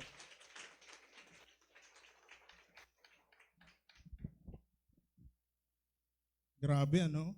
I mean, the intensity of this one cookbook written creatively in 2 languages, written by a Bicolano with a different dialect, di ba? I mean, saan ka makakuha ko yun sa Pilipinas? Di ba? The reading of Charles actually gave it a different character. Diba? Because it was written in Bicol Central na Naga, because Bicol Legazpi is also Bicol Central, diba? Tapos iba yung karakter, and then may ringkunada pa na binabasa ng Tagaligaspi, iba pa ng karakter, no? Wow. Let's give ourselves a round of applause. No? And we are indeed blessed as a region. Diba? Bachelor of Culture and Arts Education. So you mean you're also familiar with mapping, no? Mga cultural mapping here and there. We look for the heritage sites in a place or what are the languages spoken, no? Kadakulong kitang yaman, ano? Kadakulong kitang yaman. Alakad ang kadaklan so sa tuyang mga parasurat yaman yaon sa harong, no? Kung kaya sinda nagiging parasurat. Halimbawa, for example, ako, I think the call for me to write started within our home, having a mother who's a teacher, na ikaparadarahan ako ng mga libro. Day man lamang ako hinapot kung gusto ko o dai, no? Pero ito si kapinunan. Yan. And then I was moved to write poetry. Sabi ni Manay Merlit Subago, pinili niya sa poetry, tapos haralipot sana. Actually, I think I've been confronting myself when I merlits kang tinara mo iyan na siguro yan sabi ko para deny ko sa sadiri ko na reason kung ta poetry man ang inano ko ang pinili. Maybe because the universality of themes of poetry written in such short and carefully picked words. Diba? Garo yaon duman sa challenge sa kuya. Like for example, you said daiman ngaya bako ngaya sulab ang pagsusurat ko. In fact, ako daiman pag ginahapot ako ng mga amigo ko na nagsusurat niya pa dining itong mga poems about love. I think the pagpadangat is in pagulay ni natong, but nasasakitan ako kang temang iyan. Iyan ang sarong rason. Ma-jump okay Manay Merlitz, although I still have questions for Annie and Manay Lenny. Obviously, you come from a family where words, especially literature and arts, matter a lot. No? So, are there dynamics within this family setup of culturati, literati, that are different from the dynamics that we have in families that, halimbawa ako sa naman ang nagsusurat sa harong kaiyan. Is it more like difficult or does it make life more exciting to us?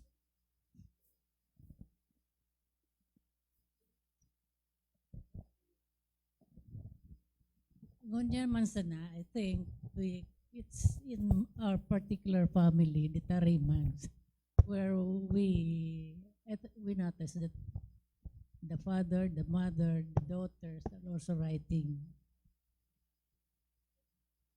Except, and all of them are also drawing. Mahilig din sa arts. Siguro nagpuan man yan sa muya sigurong pamilya.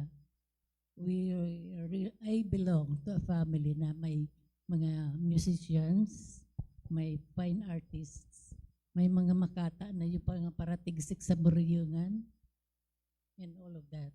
Saka yung mga sa panahon kayo ito baga, pag may pigsasayod, alam mo yung pigsasayod, yung namamanhikan, may mga patula-tula pa yan bago makapasok yung mga taglalaki sa harap kang tagbabayi. These were challenges. When we were small, we were children. We witnessed all of this sa barrio.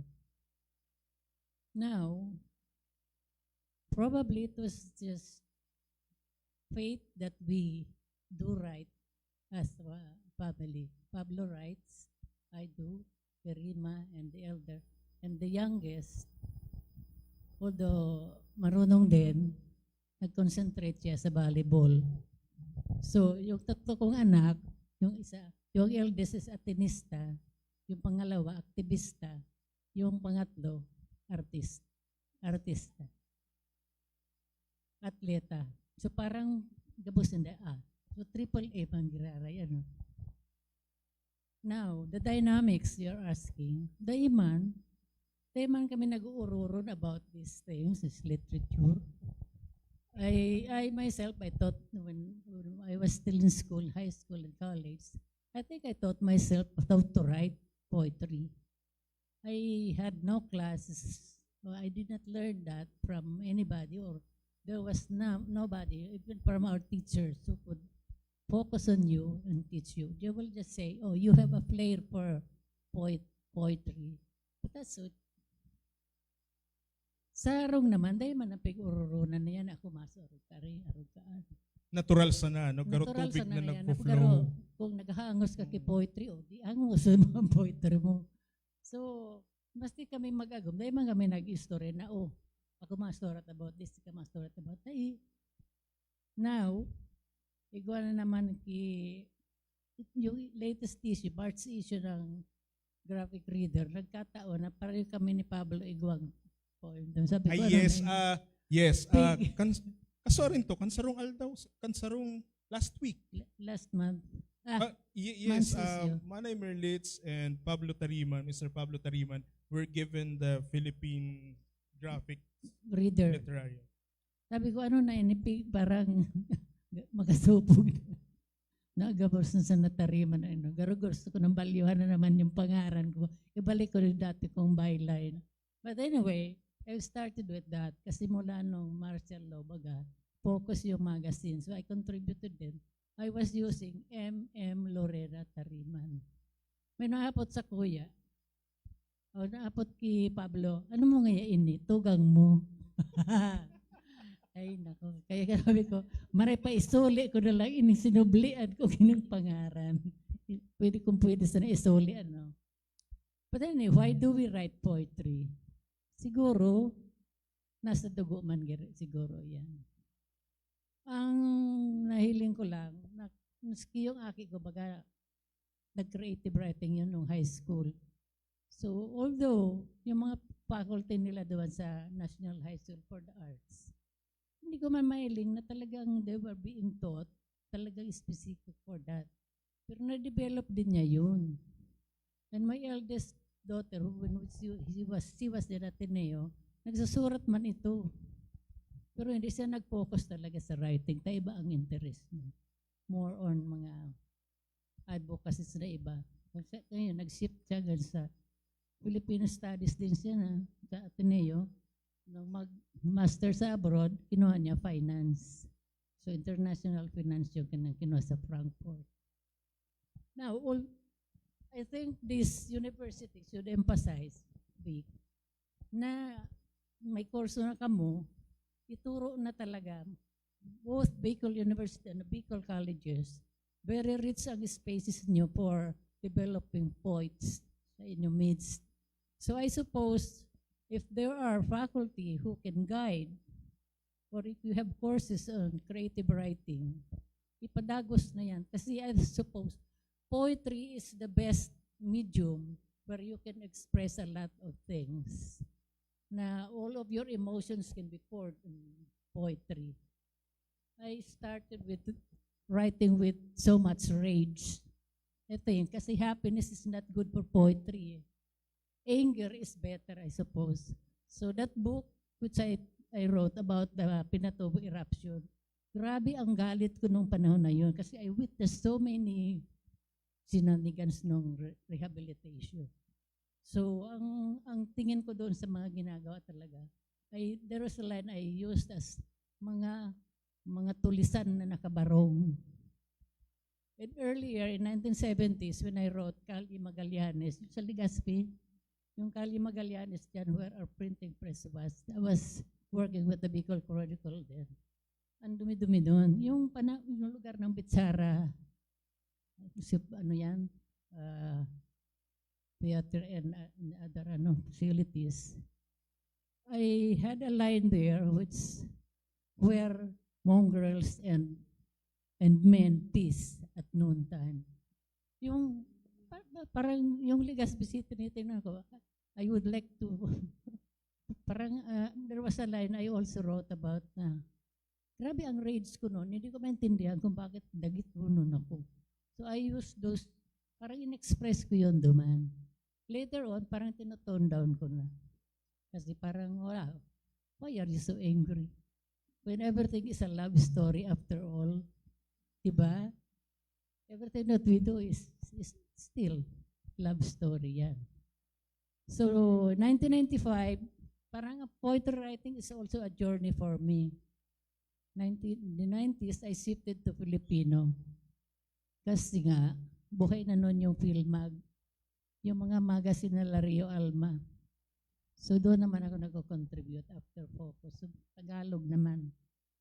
And then, sometime in the mid-90s na rin, nakita ko na yung Bicol pala, magayunon ang tanog. Magayunon sa poetry yung Bicol. So I started using Bicol.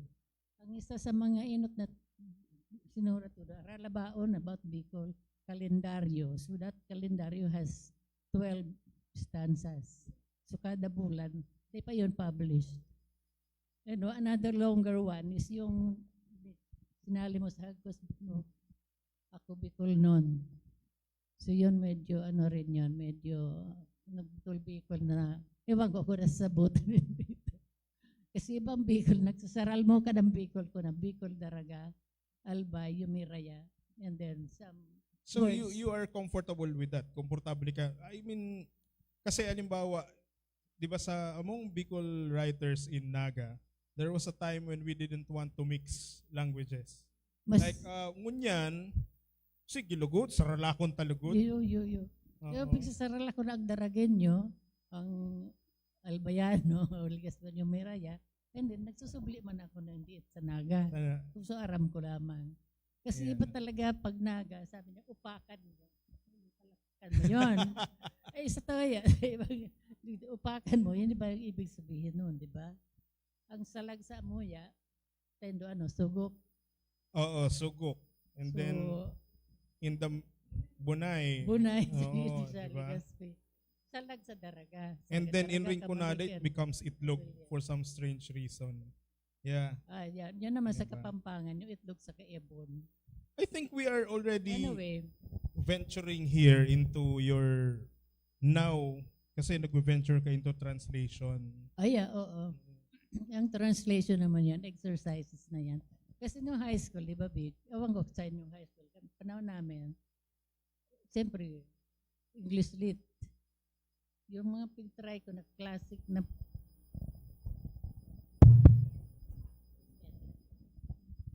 hello. Classic poems baga napigan. I think they are being taken up still in high school nowadays. Dahil ka ito nasabutan maray kan panahon me. So, reluctant talaga ako mag-recite kung what this poem means. So, sabi ko, ano daw kaya kung Tagalogon tayo ni o Filipino para maybe it would be of help to some high school students. So, yun. I selected a few at yun nga nilabas ni Joe sa Dateline Ebalon. So, yun yung iba nandun. May meron pang iba which will be included siguro doon sa now we're talking about that. English kasi ang pinuunan ko pagsulat. So one common thing pala sa Indong Apat is that for Ma'am Dudes, Manay Lenny and Marian, I've designed your books and I'm also designing the forthcoming You have Manay the common Merlins, denominator. Yan. Diba? Kaya kumadagos din yung new collection. Manay Merlits, kaya nag-uulay kita, igwa kang mga sinasabi ng mga checks mo before that you shelved. Oh. Why? Dahil ko pa actually, Big, yan yung mga pagsurat ko ka ito, ng mga inod. I started also, ang inod ko na publish na poem was Labor in Industry. It's also about my mother. The hard work she exerted in sending us, in raising us, and sending us to school. So, yung first line noon ay, mother's hands are not sleek as clouds that hung above. Hindi ko nararamdaman sa iba. Dahil na akong kopya ka ito. Mas gito sa mga poems about Legazpi, yung Kali Magallanes. Hindi ko na nahanap yung kopya.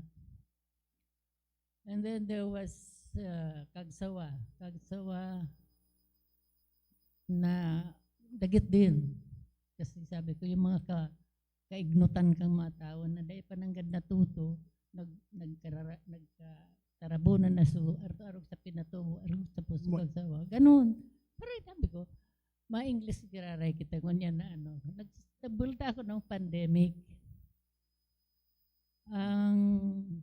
may tinitipon na kaming collection na Bicol, although that. Ito ang gusto ko i-encourage sa mga estudyante natin ngayon. Kung pwede, na magpuo na kita magsurat sa Bicol. Kasi digdihan mga nagsusurat sa Bicol. Who among you here writes in Bicol? Wow, igwaman. Yan. So I hope when we do this again, more hands will be raised. No? Ano to nag-i-English ako? Ano?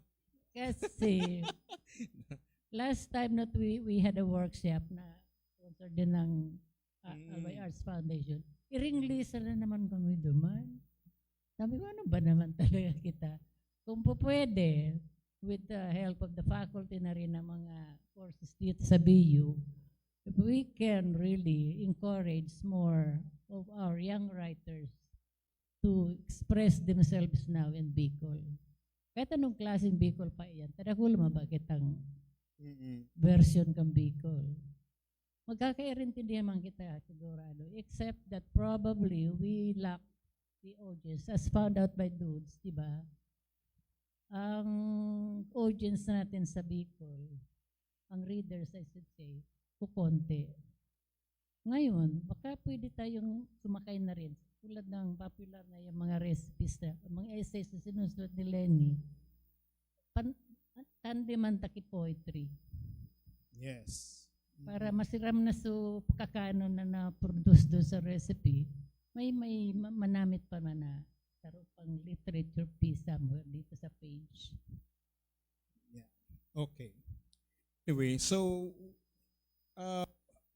tang pigulayan tang literatura and pagsurat, it becomes a really personal matter for each of us, no? Yung ini, sabi nga ni Ani Subago, if I'm not mistaken, that writing is actually a very personal process, no? Kaya siguro katag-ulay kita. Kaya sa halimbawa sa mga coalition building efforts, pero ang mga writers ang hapot anong gigibuhong ko. Syempre, unless siguro maggibo kita ning sarong renga, for example, no, where poets would contribute a line so that we can create a whole poem, an entire poem, no? Tagsararo kitang linya, o ikanaman niya sunod, o ikanaman niya. Unless we do that, writing is really a very personal process, no? Theater is a group. Kaya po niya ng group dynamics. Similarly sa film, for example, minsan ng architecture and other domains kang art, kinakaipuhan niya ning magkatang kita ni tanganing mahamantaan sa ronggibo. For example, a song needs a composer and then the musician and then the arranger and then the other individuals. But when it comes to writing, whenever I write a poem, for example, most probably they ko man kaipuhan ng ibang tao. No? So it is a very personal process. No? So it is a very personal question also for Manay Merlitz, no? Because we really remember your daughter, Kerima, with utmost respect, fondness, and actually a move to always check our own social realities, no? Na ina-experience ta. So obviously, we are not as brave as she is, I think. No? How does she figure now in your life as a mother, as a poet, and most of all as a Filipino? She's always there. I consider it na palag pa rin naman siya nandyan. Hindi naman siya nawawara. Especially with her work. Ang kaiban lang sa ginigibo ko niyan, although I am focusing on certain social realisms ngayon, o ever since siguro, ang gayon kang pigibo ni Kirimag, yung kanyang ideology talaga, magayon yung continuity. Dahil ko magigibo ang ginibon niya. Kasi yung perspective niya talaga, mas alangkaw na mas hararong. Pati yung involvement niya talaga deep and very, very, very concerned siya doon sa lahat. Although, of course, nung aki pa yan, probably, na-influensyan na rin siya ng mga nahiling niya nung nandito siya sa Bicol. Kasi nakahalubilo niya rin yung talaga mga common masa. At gusto ko itong trabaho ko ito sa gobyerno, di ba? Pag-iba ko yan sa mga field work sa San Miguel, Bulacan with the Women of San Miguel na rural development programs ito. So nung maggubawa ng pelikula yung United Nations, kasama yung Nairobi parliamentarian as model noon. Kaya riba ko si Kirima, na-meet niya yun doon sa San Miguel. Kababayang barangay yun. Ang mga projects talaga, yung pangmasa. And then, kasama ko rin siya doon sa project ni Kadante nung panahon ni Cory. Nag-observe siya, tapos may mga pigsusurat siya. Kasi alam, yung notebooks niya noon na may mga drawings at pictures na naiwanan niya doon sa farm, dahil ko na-restore. So exposed siya sa mga ganon. The Women of San Miguel, Bulacan, the Farmers of Capas Tarlac under Kadante. Hindi ko sinasabi na because of those, probably, kaya siya na ano. Kaya lang, nasa high school pa lang siya, second year pa lang yun, may mga nag-journal sila, no? So ang sinusulat yun, gusto ko na mag-UP, gusto ko na mag-UP. Ilang pahina yun, gusto ko na mag-UP, gusto ko na mag-UP. Nakikita niya siguro na yun ang talagang, pinatake ko rin siya sa Ateneo ng entrance exam. Nag-take naman, pumasa naman, pero ayaw yung pumasok doon.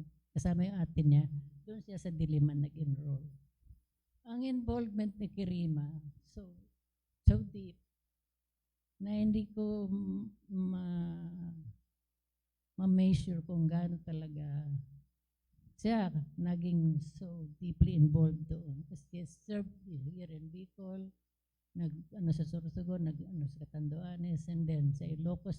Yung nangyari sa kanina, estudyante pa lang siya, immersion niya sa Ilocos. At ang Hacienda Luisita, and all of those, doon sa Negros na. Yun ang pinaka-dangerous na part, na place, I suppose. So sinasabi ko sa kanina, bakit doon sa malayo? Why not just here sa Ciudad? Hindi naman siya sumasagot ng piho. But then going back to your question, how does it affect me ngayon? I'm trying to write more about the themes ng kanyang sinusulat. Pero I would like to do this now in Bicol. Kasi yung ating landscape, yung ating lugar, is also that dramatic space na dito na-involve siya dito at dito siya muntik na rin mamatay, di ba? Nung, I think, before 5, 6, something mid-2000. Mahal niya ang Bicol. He has been going around the region. Thank you for Kirima, actually. This afternoon, we have covered longings, we have covered lords, we have covered yung longings na yun nandun talaga. Mararamdaman mo. Nararamdaman ko yun, sinasabi mong longings. At yung landscapes, yan, and the love that you're talking about. Hindi mawawala. This always will be a part of me and all of in a family. And probably those people who he has touched, those lives he has touched, they will forever be there in their memory. She will be there forever. At ang kinakagala ko, at least nabigyan ako ng isang anak na bayani at martir. Bihira naman siguro yung kung sa pamilya namin, meron ding martir, yung sampare na martir, Father Severino Diaz. Ay, yes. Oo. Uncle yun ng aking mother. I see. One of the 15. One of the 15 One of martyrs. the 15. Saka sa Mindanao, may mga relatives din kami na mga ganun. So, yung mga Lorena doon sa Mindanao, may mga history na, yung sa uncle ko doon, MNLF, na si Rostico, si Uncle Tikong, and then, yung anak niya, yung nasa, ngayon, Bangsamoro, lawyer. Siya ang nag-draft nung framework ng Bangsamoro. So he is an assemblyman doon. Grabe, Marami pa naman, siguro, pero hindi lang namin na-chronicle ko. Kaya ang sinasabi nila, mana-mana lang yan eh. Probably. Probably, yes. Probably So, it is. nananalaytay. But then, So, yeah. ang pinakamaganda sa poetry ni Kirima, malalim yun at malawak. Hindi ko If kaya. you have Kirima Tariman's poetry, ayoko kasi magpakilala kay Kirima at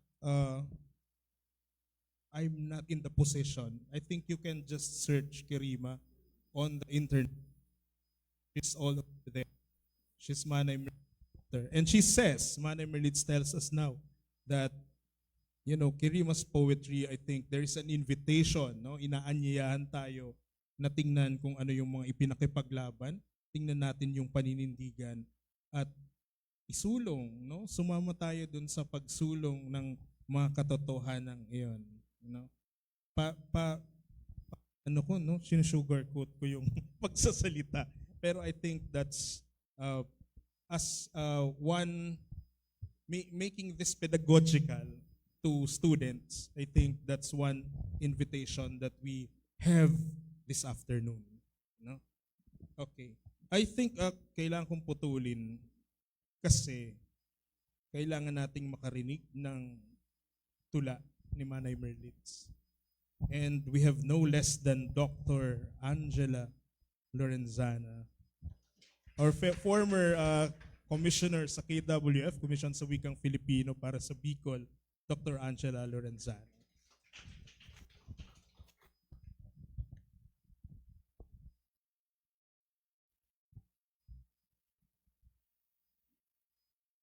A Pilgrim's Tale by Merlita Lorena Tariman. Our space is reshaping.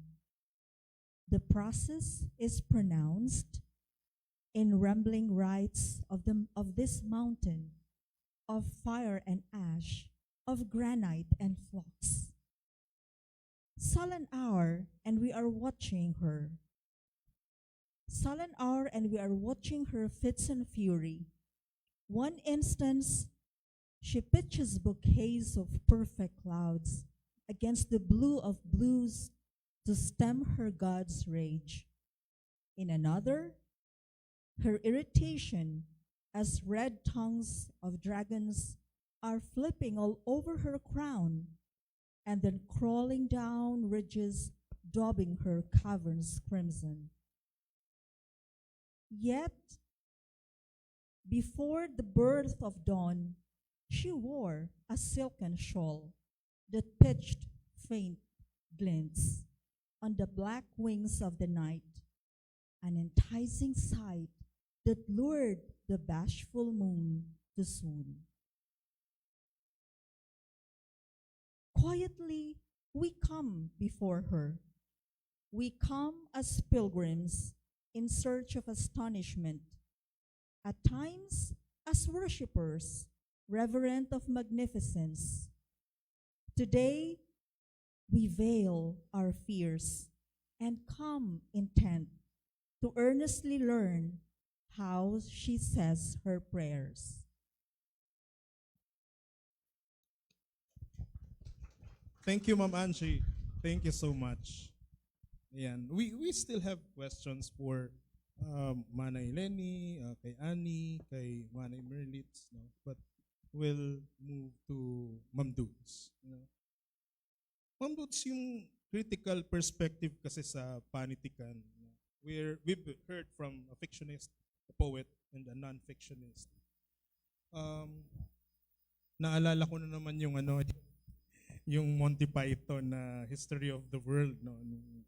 Istorya ng itik dun sa loob ng cave. Then they would, the cavemen would paint. Yeah. Tapos the birth of the critic. And then one stood dun sa taas ng isang batong malaki. And tiningnan niya yung painting, yung cave painting. Tapos umihi siya dun sa painting. so until now, mayroong perspective yung ibang tao na ganyan. Actually, nasagutan mo naman na, timbagan mo naman Inisubago. So why is, again, but formally, why is critical perspective important in literature? No? generally the creative writers would look at criticism as something we should not dwell in. Parang ako, when I was student of Josefa Shriver, kini-question ko siya, bakit ako mag-aaral nito? Gusto ko lang naman magsulat ng tula, di ba? So, why do we care about theories? No? Yet, for example, personally, I see your works as an anchor for possible movements o desisyon na kailangan kong gawin bilang isang creative. No? So what areas of criticism should we consider more than any other? Or may ganyan ba o kailangan? Like now, for example, you are so much into eco-crit.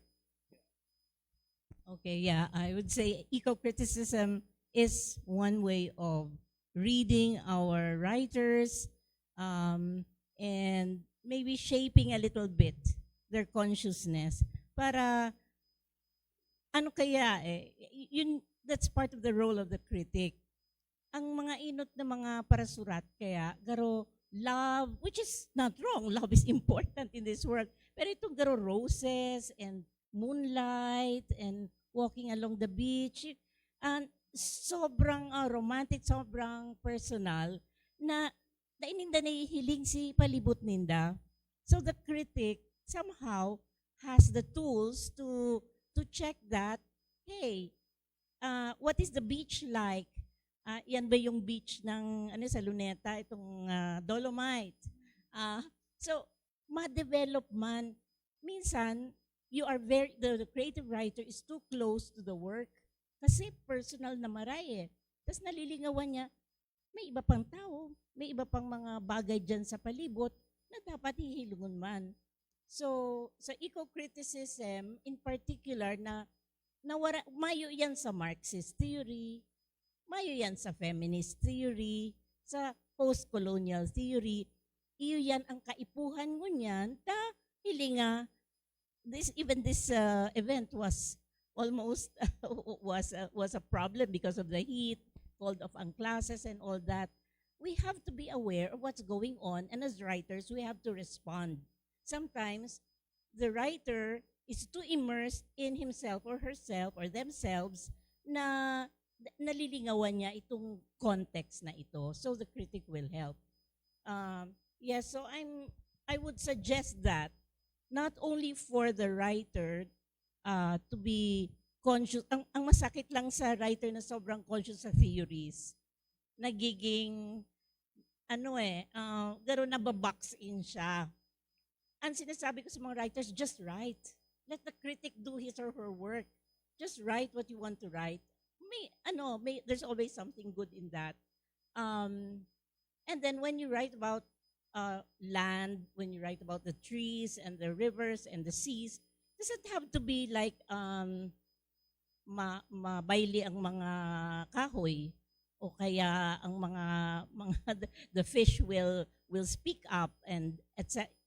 Harayo nakita dyan sa eco-criticism. It can be a poem about a kalye, no? Or it can be that 1900 play of Sari Saysay, or the ravaged land. There's a lot to say about the ravaged land sa eco-criticism. Food security. So, eco-criticism encompasses all of this. Kasi may feminist element yan.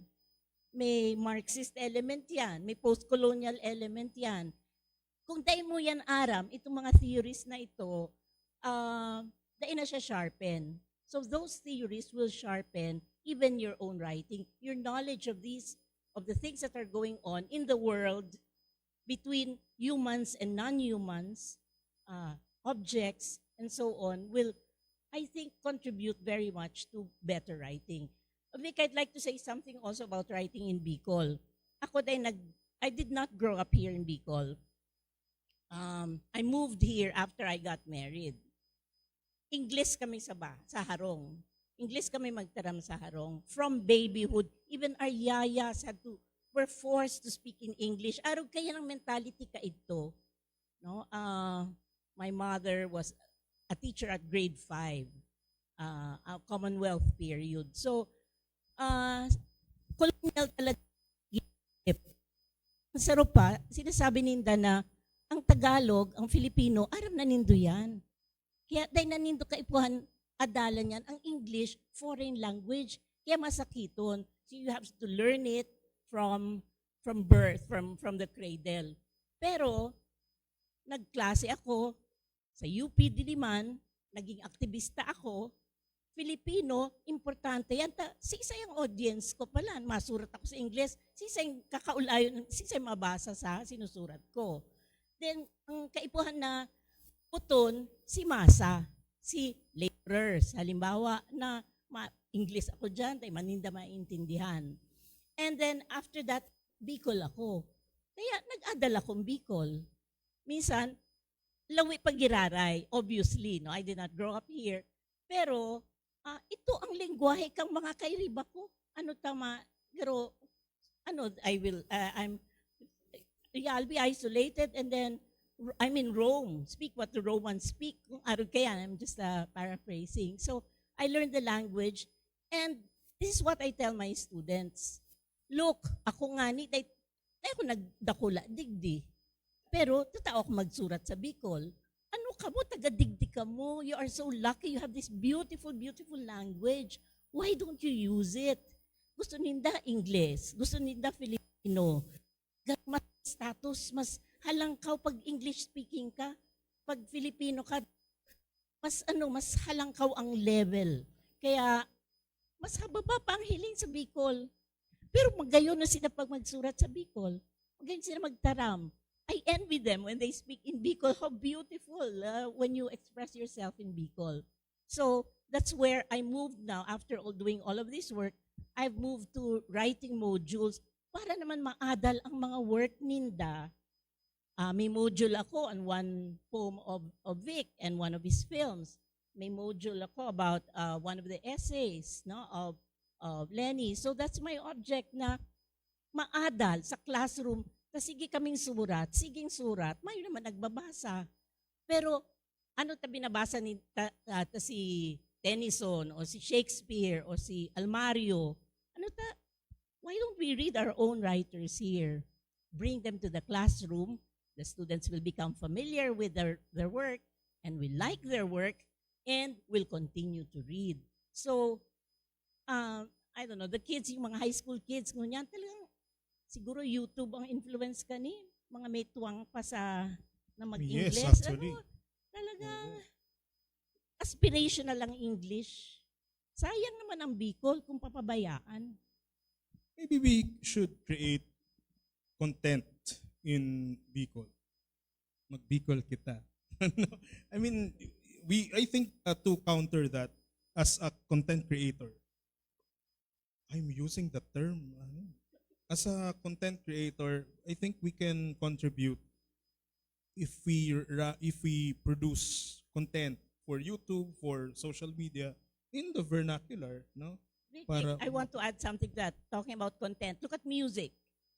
Nagsikat na baga si Diwata, si Jasmine Villanueva. My grandchild who's in Manila, tuwan-tuwa siya sa Santigua, sa Kapayaba. Dahil niya naiintindihan si words. Pero gusto niya. So, maparasiksik kita na mag-Ingles o mag-Tagalog na kulang sa puso, sa kalag.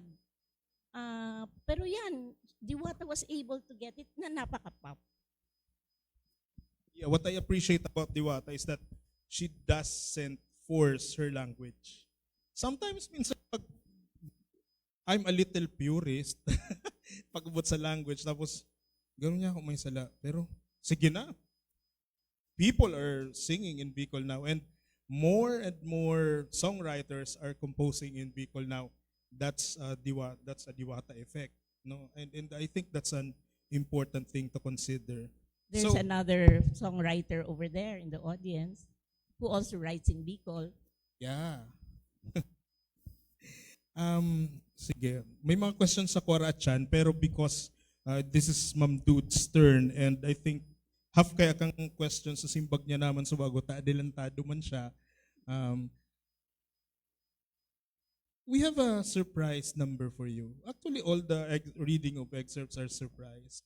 But Sining Banwa is here to sing to us a song from an environmental Bicol environmental musical play that we staged. When was this one, dudes? 16 or earlier? 17, 16, 17, no? Ining ang yung igwaning sarong Bicol musical na ang interested na hilingon an kung paano ini nabilog, ano. So sino Ma'am Dudes ang promotor. What we did before was to go to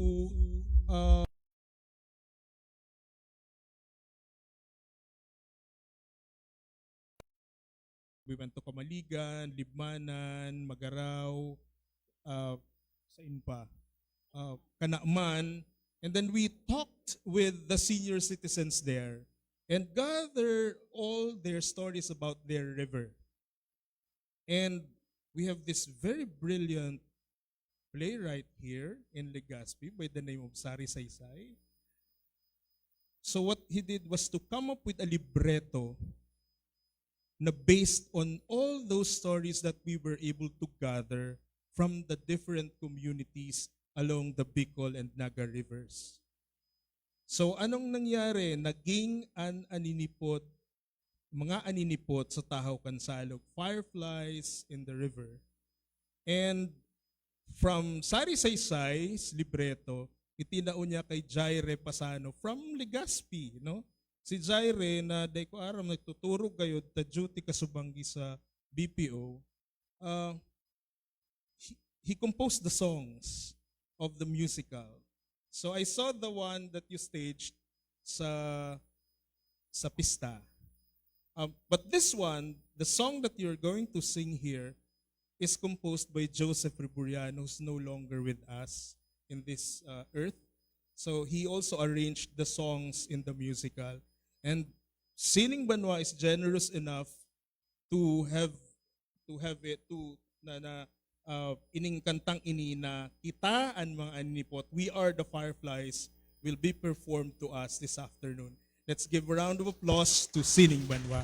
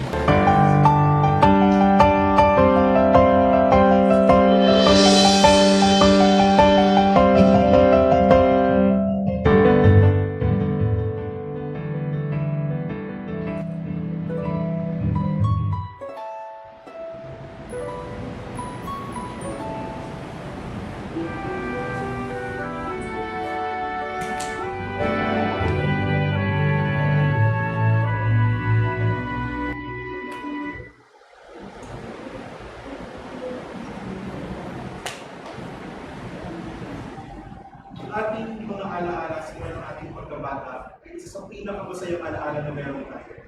Wow! Medyo pa! Ano? Bakit hindi mo matanda ang mga isda? Sige nga, bakit? Kasi hindi sila natutubuan ng uban. Purity mo? Ang Bicol River ay bahagi ng ating mga kwento, alaala,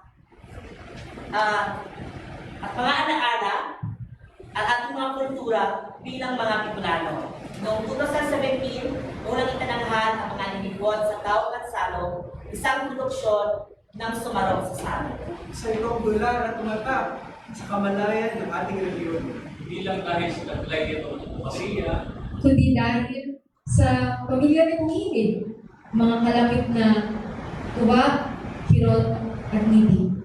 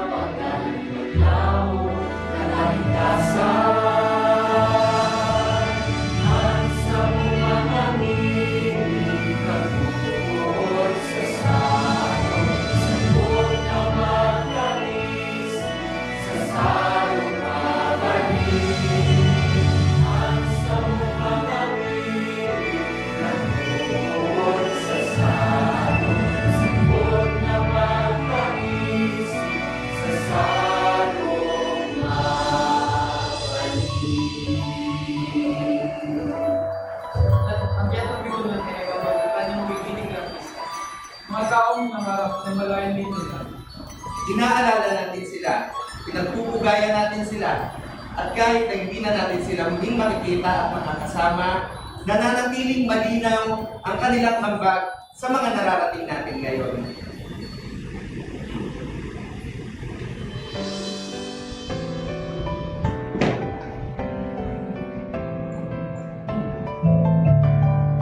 Patuloy kaming magpupugay, padayon kaming batang pagpumaw.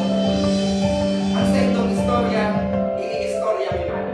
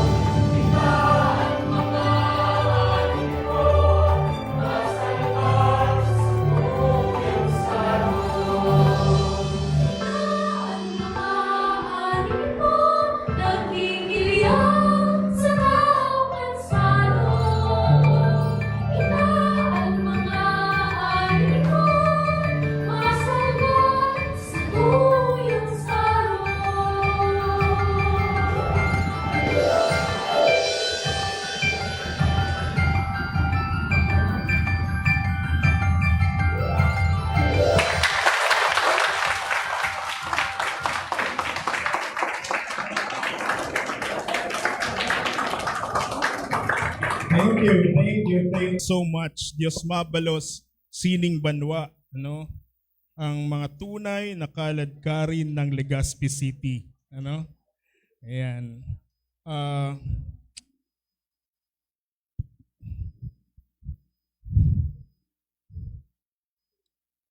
I can still, parang naalala ko lahat.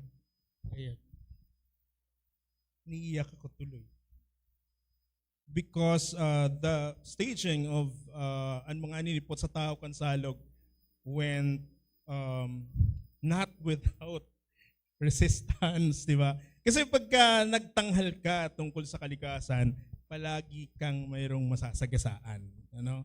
So hindi ko maintindihan, hindi namin maintindihan ni Ma'am Dulce, bakit ayaw mong linisin ng ilog, bakit ayaw mong hindi magputol ng mga kahoy, no?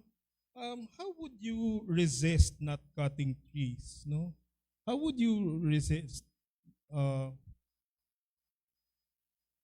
cleaning river, the river, no? So but we as our players here, actors here this afternoon said, this was staged.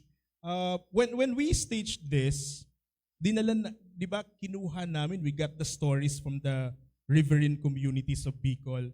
We brought the story back to them by staging the musical in their plazas, by the river, kung saan-saan, no, na permitted na i-stage yung dula, no. Sana ma-stage natin ulit, sana dito sa mga bayan ng Albay.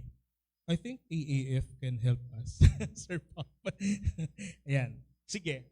Ma'am Dudes, recently your focus is on environmental governance. Kasama si Tita Lenny actually. So the tanong is for the two of you, no?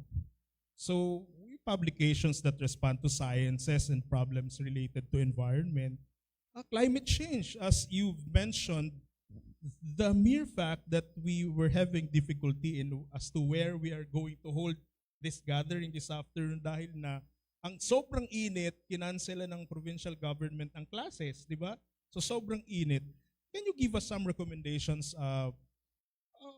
Una, recommendations ng mga Bicol literary works na pwede nating ibahagi sa iba, o kung hindi naman, ano pang pwede nating iambag bilang mga creatives, bilang mga, lalong may mga estudyante dito ng arts and ng culture and arts education, meron ditong mga writers, merong mga actors, at merong mga kasapi ng mga organisasyong pang-sining. So what can we do? I'm tempted to respond.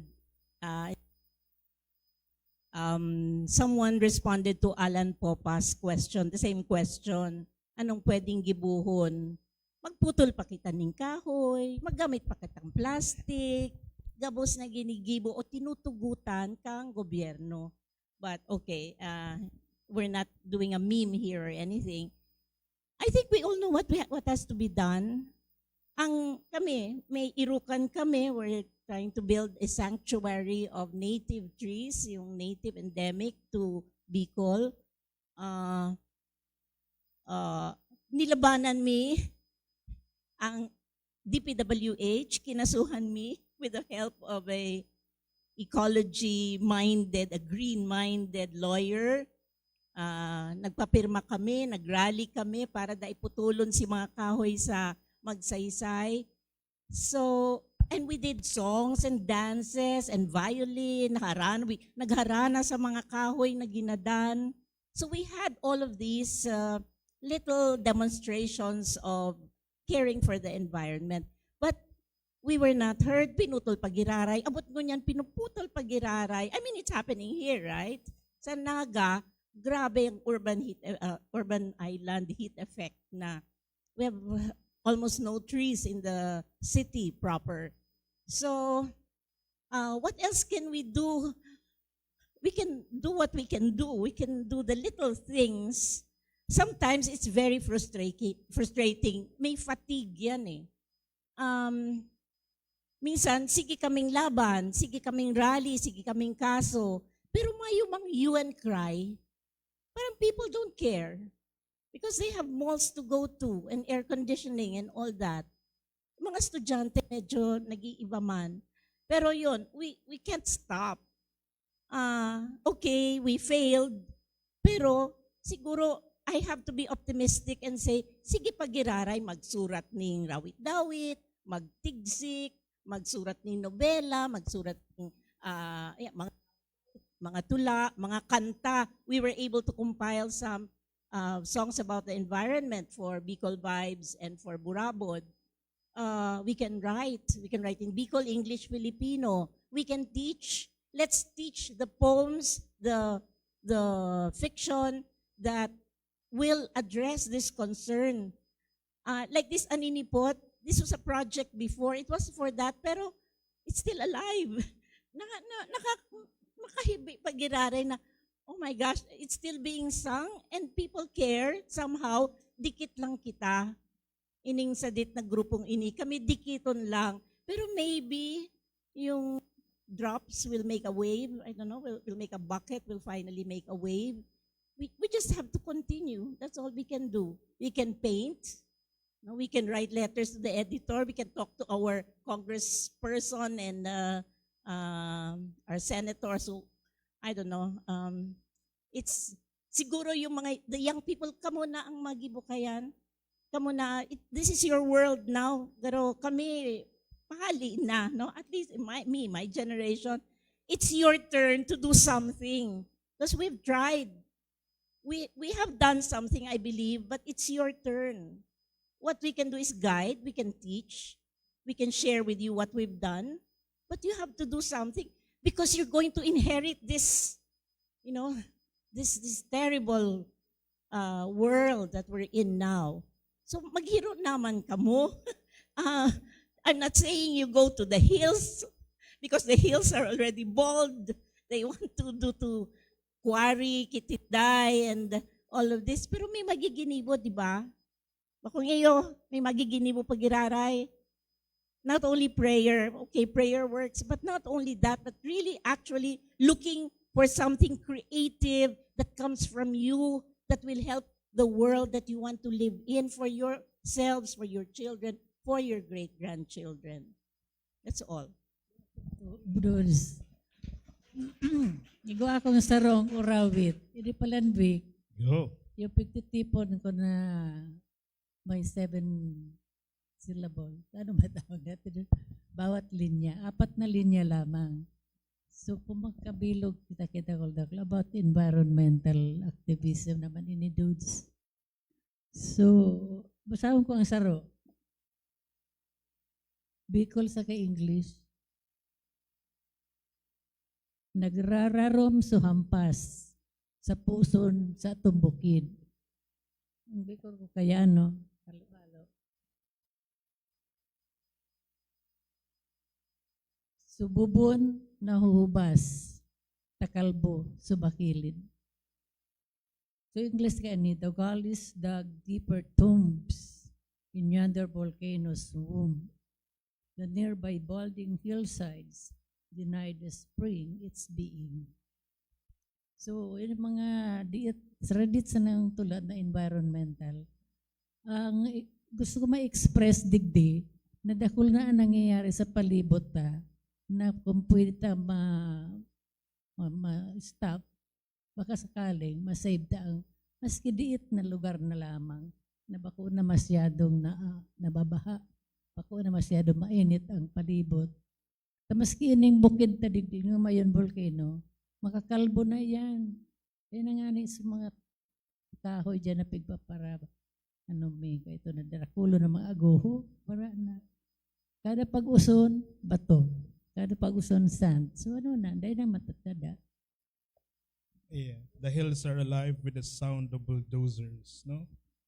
Manay Lenny, di ka patapos.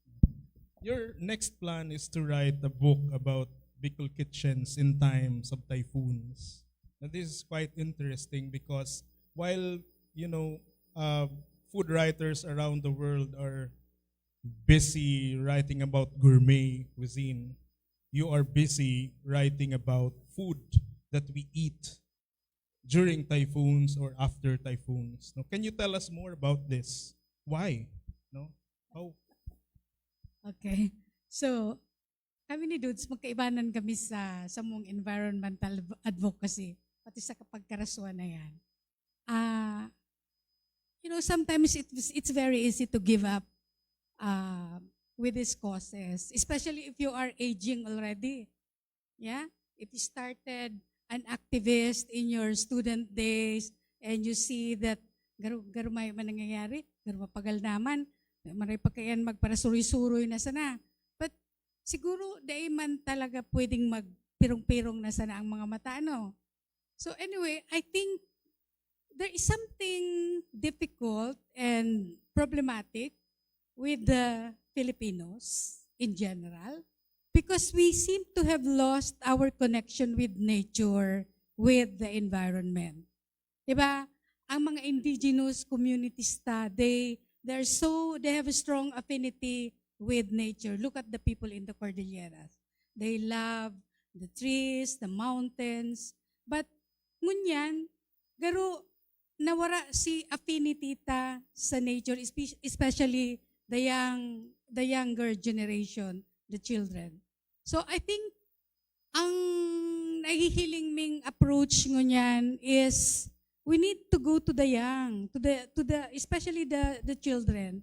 May I, if you allow me, may I tell you again a story? In Bhutan, in the schools, especially among in the schools, they don't have trash cans.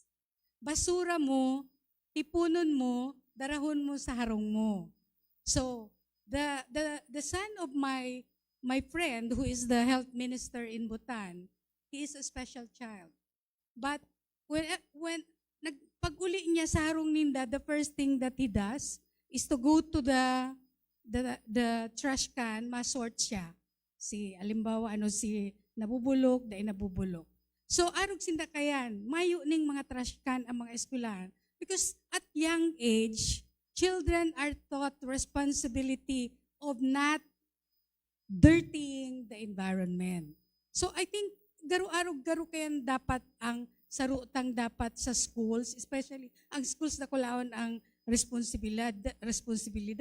That's why I'm very happy that BU, you have your Bachelor of Culture and Arts, right?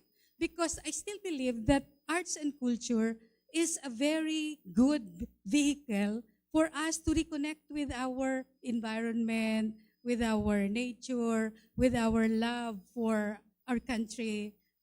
Sikitang reklamo, mainiton. So anong pigiributangon yan? Mayo ng eskwela. Pag nag-uran-uran, day ng eskwela. Paano tukdoan ang aki ning resilience? Kaya ito, kang aki pa kami, miski nag-uba para bagyo na ako nga piglayog ako kan bagyong sining. Nagtugpa ako sa kabit-kabit akong ama ko, 6 years old ako, malipat kami siyempre bako man ang harong mi itong typhoon typhoon proof. So malipat kami duman because at the time it was a time when the wealthy people, it's natural. When there is a strong typhoon, it is a practice that you can go to their house, and my mother would prepare food for us to bring. Kaya miski malipat kami, may dala kaming kakanon, may contribution kami. So when ang ama ko, kabit-kabit ako, siyempre sadit-sadit malangko, hanggang ngayon sadit manggiraray. Ay mataba naman ko, pero sadit manggiraray ko. Pero anyway, kabit-kabit ako, sumakusugon si Bagyong Sining, piglayog ako, maray na lang nga tapigtog pa ako sa kugunan. Di, kaya ayaw ang pamangkungon yan. But anyway, what I'm trying to say is, so from a very young age, I had already this love of gardening, pagkamuot sa mga So I think, importante na ang mga aki, matukduan minsan ang mga gurang matagas naman ang mga payo, ilingata. Ang auto, kasunudan mo, nagpaparaapon basura dyan sa dalan, nagsurang na. Tapos, so I guess ang schools is still the best venue to teach children how to love our nature, our environment. Miski magsabi kitang, okay, we need policy change. Yes, we need policy. Pero mas magayon baga kung embedded ang pagkamuot sa mga kahoy. Bako itong dahil pigsabihan lang kitang, pag nagpurutol ka mong kahoy, puputulon man ka mo. Arog ka iyan. So we hear stories about like 200 years old tree in Sorsogon. Yaon ngunya na aldaw sa aga mayo na, pinutol na, naging resort na. Di ba? Things like that. So I think for us, like in our own ways, siyempre nagugururang naman kami, dahil naman yan kaya magpara, protesta. So we find ways on how to fight. So in our small farm, we started to have food museum. We're developing a food museum. We have started a food library. And this dedicated for not only for those who can read, but also because, as I was telling you earlier, that I am very much into sustainable gastronomy. I am into writing about the experiences of local communities. So I am into writing into what are the food that we can store so that when disaster struck, we have those food. Ano yung mga yaon sa lokalidad ta na pwede tang tiripunon, tanganing bukong puro sardinas, ang pikakarakanta sa panahon kan bagyo. O sige, mayaraman na naman si mga si mga madistribute, dakulo na naman ngayang ligo na i-distribute. Okay, pakuman ngayang ligo, tamahal-mahal ang ligo. Tusa ng mga ibang sardinas, si mga noodles, very unhealthy, di ba? The noodles are so unhealthy, puro yan Ajinomoto, bitchin, etc. So we're killing our children with all this food. So I guess for as Big is saying, what can we do?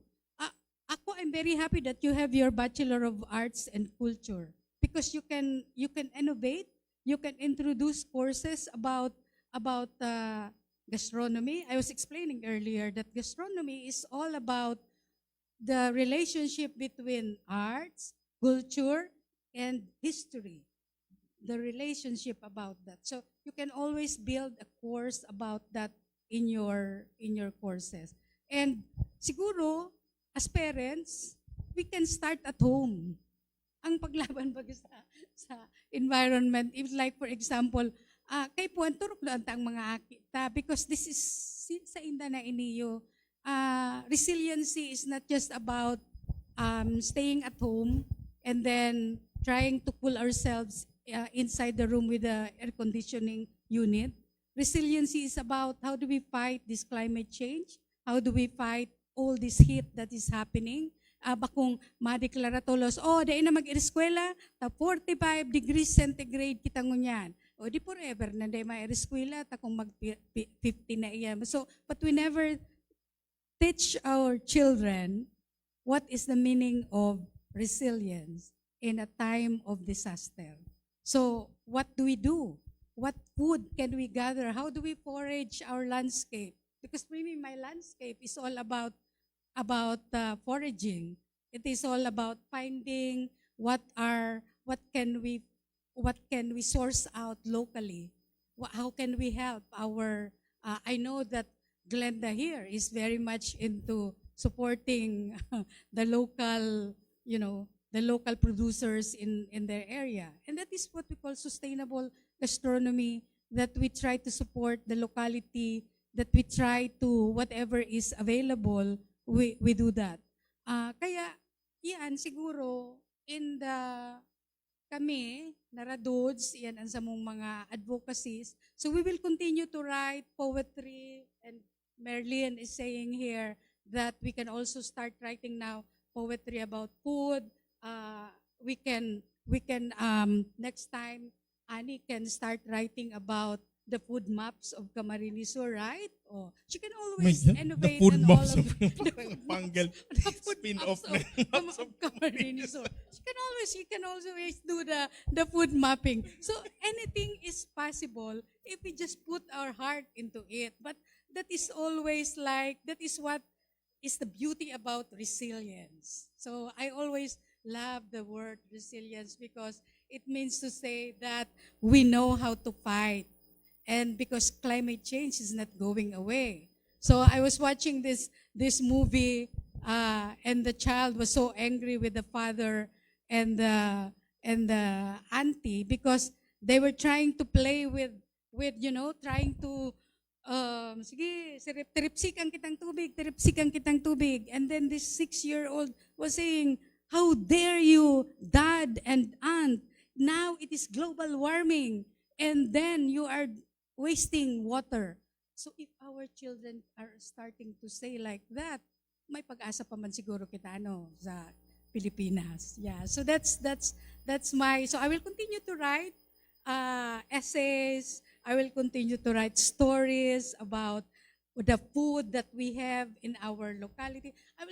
I will try to elevate kuyog so that it can become kimchi. So that we are not so enamored with kimchi and we're trying to snub kuyog. So I will always try to write all this what we have that we are just slowly forgetting.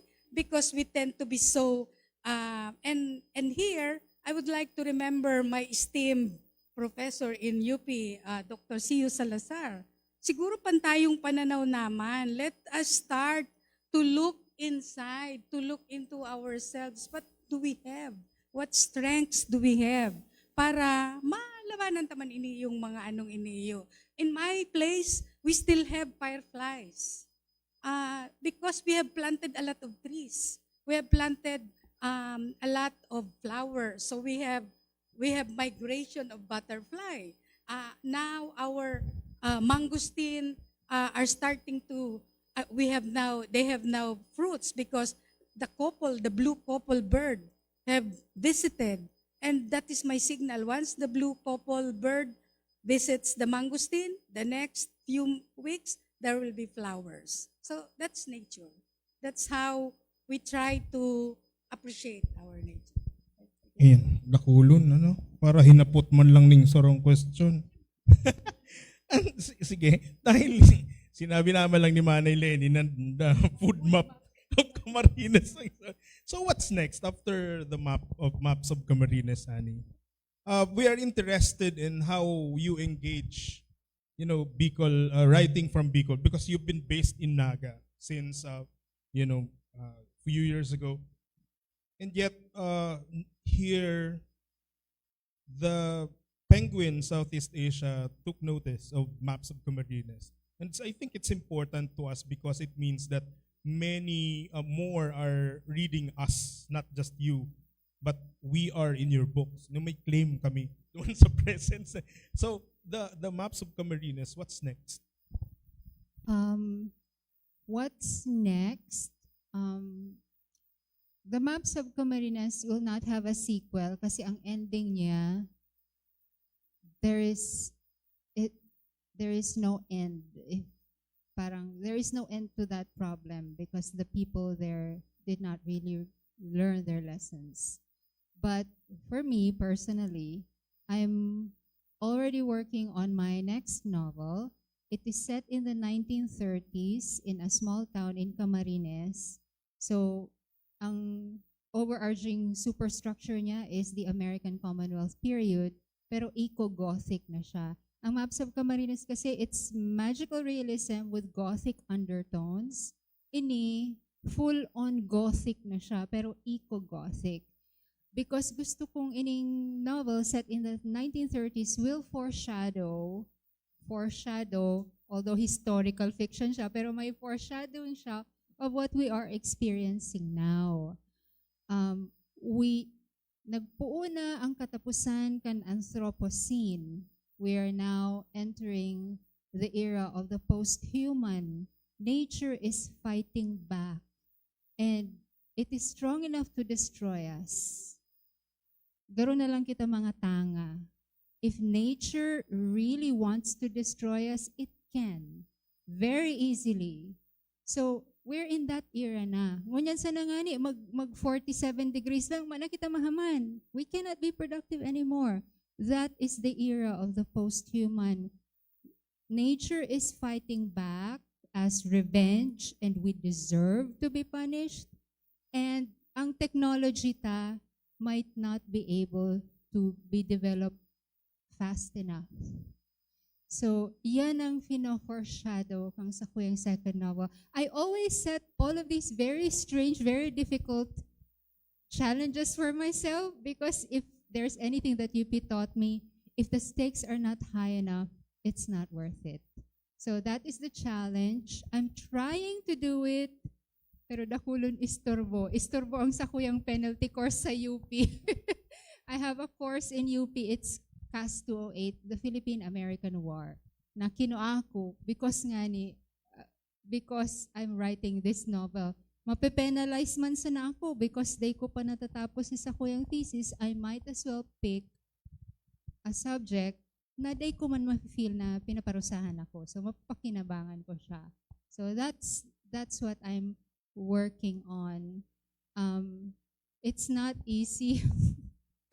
Pero yun na nga, if it's too easy, then why do it? That's what I think. I think regarding your query about us being humans and how can quickly we can go extinct, I think Dr. Alan Shapir here may agree with you. I'd like to recognize the presence of Dr. Alan Shapir, one of the founders and the current secretary of the Albay Arts Foundation. Good afternoon po. Okay, sige. Any question from you? I hope Igwa. Anyone? Ayan. So good afternoon, everyone. Good afternoon to our esteemed speakers. All right. So, by the way, I'm also from Bicol University. I'm taking MA in Literature. All right. So it's quite interesting earlier that you were mentioning about the intersectionality of culture, the arts. Well, it's not just confined to that. Of course, we still have other disciplines like anthropology. Lagi namin siyang pinag-cross. Okay. All right. So for Ma'am Lenu, first, I have a question po because you have mentioned that you are a food writer. All right. And it's quite interesting also on my part because I was supposed to pursue a study with regards to food lore. And yeah, food lore. Naghihirapan kaso akong i-delineate yung foodways and food lores and gastronomy. But nevertheless, it's quite workable naman. I already found the differences between these three. So I have focused on food lore alone. Okay, so my question, ma'am, is that you mentioned are in the process of writing, or you already wrote a work that is focused on gastronomy. Okay, now the challenge, my question now is, of course, if some of the audience here are also aware of Feliz Prudente Santa Maria and Doreen Fernandez, they are, of course, nationally, they are popular as food writers. So now, ma'am, in your case, what were the challenges in your process of writing?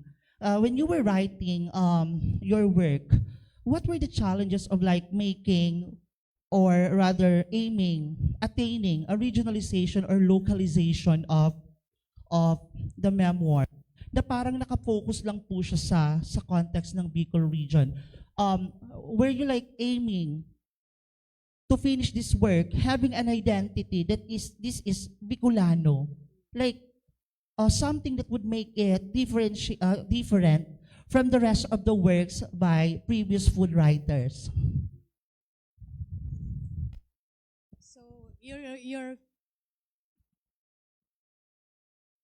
So your question essentially is what makes it really Bicolano as compared to the works of other writers. Yeah, okay. So, but first of all, Doreen Fernandez is also, I'm a big fan of Doreen Fernandez, and I'm not an anthropologist. She is an anthropologist, so that's really very good because of the relationship of anthropology and food. But anyway, as we said, multidisciplinary naman mo yan. So, the Bicola, if you look at the Bicol context, there are three, we can consider three pillars of Bicol. Like, we have the coconut, the gata, we have pili, and we have our lada, our sili, right? So, in that context, if you look at the different provinces, gabos iyan nagagamit ka yan. May iba-iba lang na variation, may iba-ibang istorya. As you said, food lores. There are a lot of food lores surrounding that. So I think you cannot have a unique perspective, but the important thing is how do you use those three pillars of that defines Bicolano. We also have natong, katnga, etc. So many names. Now, pag magluto ka iyan taga-ibang lugar, like for example me, I will always say that the rinconada natong nahali sa nabwa ang dahon, pinakamasiram. Yeah. Because there is a story behind it. That is the food lore. But the point is, it's still very Bicolano because of the natong ingredient and then the gata and then the sili. So you have all those elements. So ang hiling ko, kaipuhan, and one of the challenges of food writing is data. We don't have a lot of material on food in Bicol. Like, for example, when I was writing Ricardo as in Recuerdo, as I've said, I had to rely to my memories of how it is prepared. That's why I keep telling, my mother would always say, we have to go to Nabua to get the gabi leaves because that is her belief, that is her lore. And the Albayano may not believe that. Yeah? The Albayano may not believe that.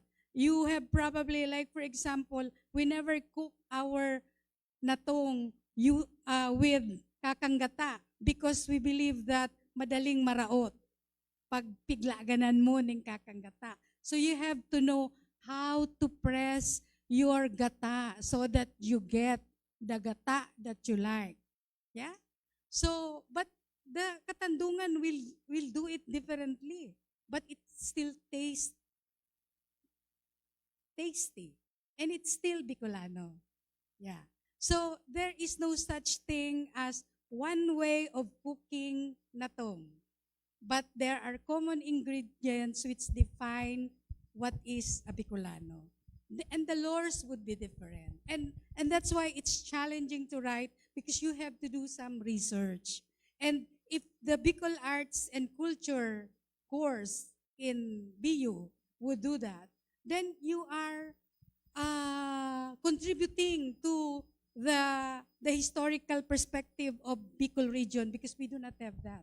We do not have a lot. When I was writing about food in a time of disaster, which an assignment for me by my editor, she always pushed me to write. I was like, where do I get the material when we don't have any material on food for disasters? So you have to again go back to your memory, and then you have to go back to some researches, to all newspapers which write something about that. So I guess the challenge is data, but we can start with memory. And we can start with, like Aniniput, for example, there were focus group discussions. It relied on stories from the older generation. But we can start now. Like if you like to write about food lores, that's a very good subject matter. You can always do that. You can write a book about that. And, you know, will be publishers who would like to publish that kind of book. So, we encourage young people to write about food and gastronomy. We encourage young people to integrate with the fisher folks, with the people in the market. Like for example, I always go to the market in Calabanga because that's one of my favorite hobby. I would like to do marites with people in the market. And I discovered, you know, I so love the fish. The name of the fish is tonto. Tonto. And so I would always say, oh my God, what a delicious, stupid fish. Because the fish is so delicious and the name is tonto. I do not know yet why the name is tonto. And then they told me, we will bring you to the one time if we have harvest of, they have a fish named Cuatro Cantos because the shape of the fish is like the Cuatro Cantos. And probably because the fisher folks are fond of drinking gin Cuatro Cantos, they do not know the name, so they name it Cuatro Cantos. So that is also. I think. So you have to write. You have forgotten one thing. What? You have to eat. That's essential, right? Yeah, you have to eat. You have to eat, experience eating all these things. Sinasabi ko inita, ini man ko ta si focus kan sa kuyang day kun mahaman-haman ng master's thesis. It's a collection of essay essays on that dwell on the coconut milk and what are its scientific function in Bicol cooking. No, I read this paper when we were in Pampanga sa Namnamin. Pero nalingawan ko na. I think hahanapon ko. Pero naka-identify ako ng 4 na functions kang coconut milk sa Bicolano cooking. Parang, syempre, enricher siya ng taste. And then there's one, it preserves taste. And then one, it binds the ingredients. May mga arog kaya, no? And how we can take a look at these functions vis-a-vis the Bicolano culture. Something like that. Because still, even if very poor families and up to the richest families in Bicol are eating dishes with coconut milk. No? So we are all. And yes, and also why some other regions the other regions of the Philippines are not so keen at using coconut in their dishes, di ba? For example, the Katagalugans would just use coconut in their wine making or copra, oil, di ba? But not so much with the gata, not so much with the coconut milk. So I think we have to explore that. One tip, the University of Nueva Cáceres in Nagas completed a food mapping project of Bicol. Hindi ko pa nahihiling kung ano ang result, kung anong data ang maiitaukad to. But I think it's open to anyone who can do further research on that. So baka, sinasabi ni Manny Lenny na baka we lack data.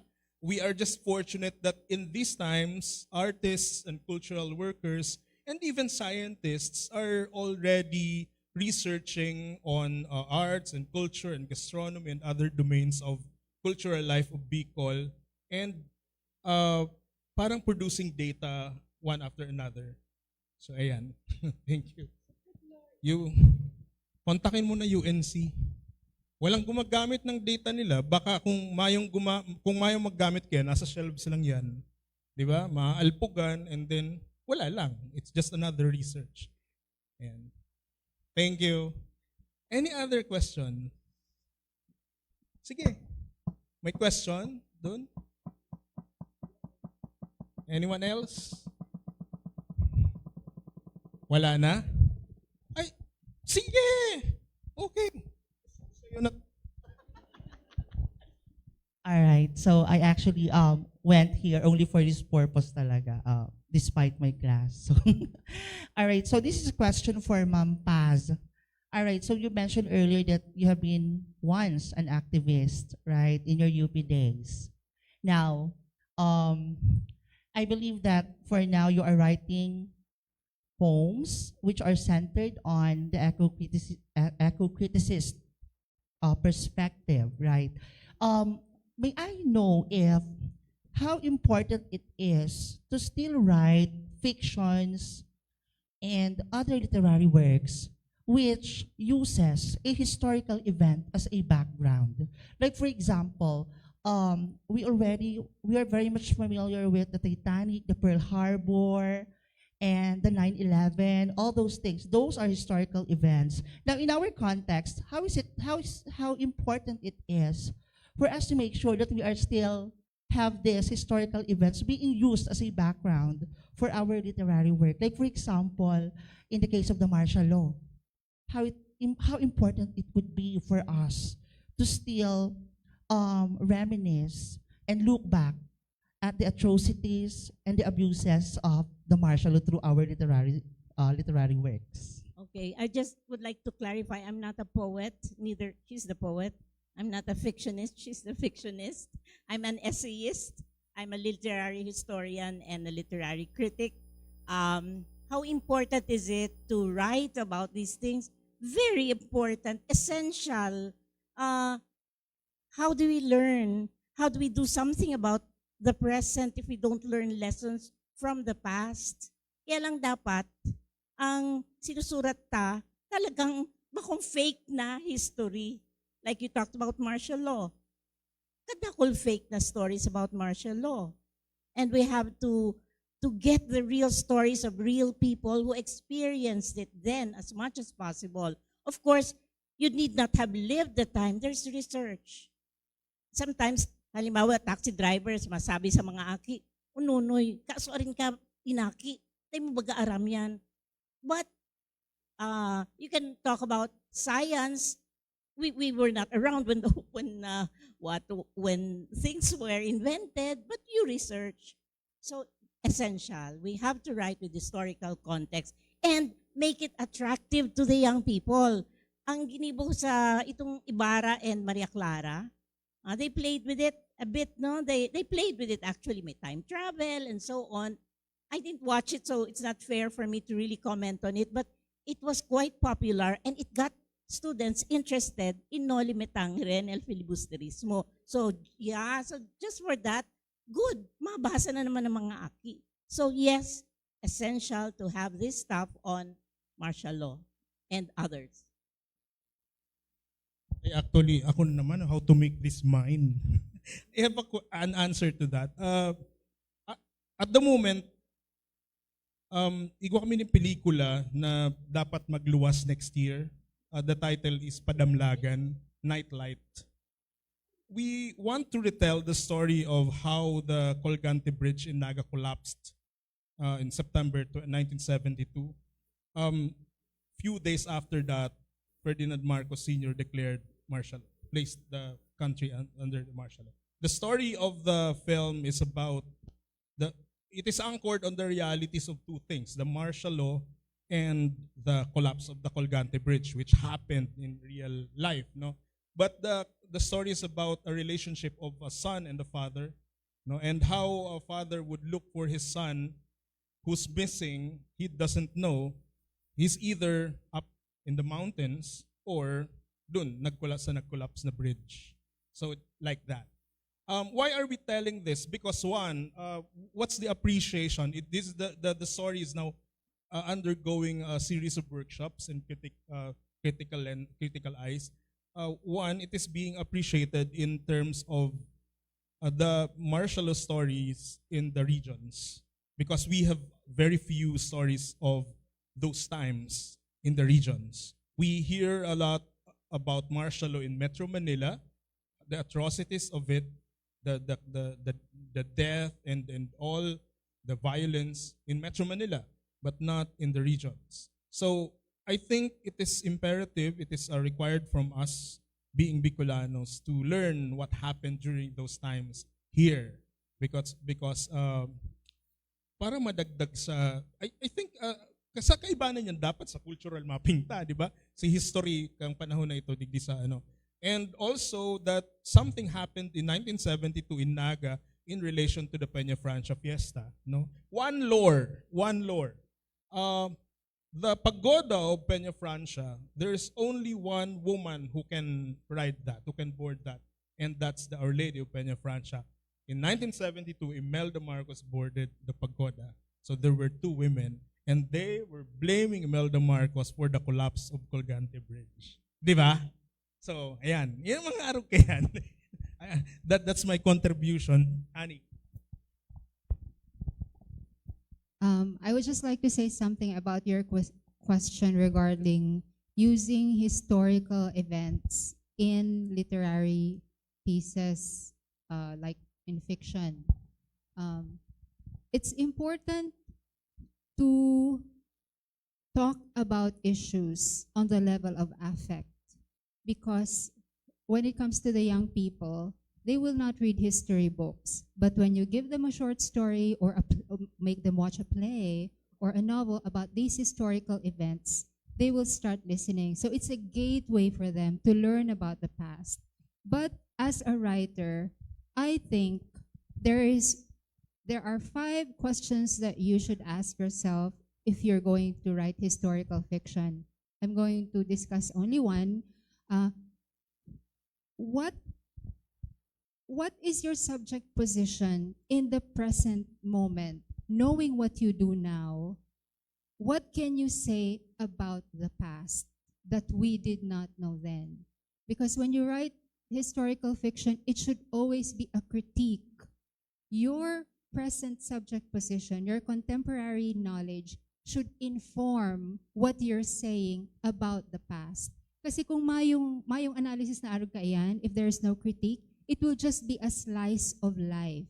And if we're just going to write historical fiction just as a slice of life, dain na siya authentic. Magbasa na lang kita kan mga fiction na slice of life written in that time. We, writing from now, should add value to the historical moment. So that's the one important question you should ask yourself when writing historical fiction.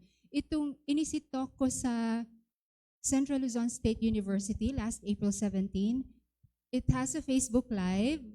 It's still up there. I will comment to the link on your live so you can do the cross-referencing because I discussed there the 5 questions to ask yourself before you can decide kung tama ba talaga magsurat ng historical fiction for you. Also, itong lecture ko sa Likhaan sa UP, I discussed there the multi-layered novel. It's not just the story. Underneath, there's also the critique and even the use of language. Kung mag-English ka or Tagalog ka, that has a layer. And the publisher that you choose, that's another layer. That's the multi-layered novel. Ang example ko naman, historical novel also. So I will link that also in your live feed. So I hope it's helpful. Ayun. Is it okay? Okay. There's a... Ay, sige. Can I add something? Let's see. I have written 2 poems about the history of the Astilleros of Albay as a reaction to the book by Rafi Banzuela, which was launched a few years back. So I talked about in that long poem about the slavery of the Albayanos in building the galleons for so many years. It's also, I also implied that the very important, parang Amazon tayo, no, na very, ang forest natin, no, virgin forest, is impenetrable as they describe it, but naubos when we were building galleons in Magallanes and Pantao. And then the sacrifices that our people have, the so many oppressions that were inflicted upon them.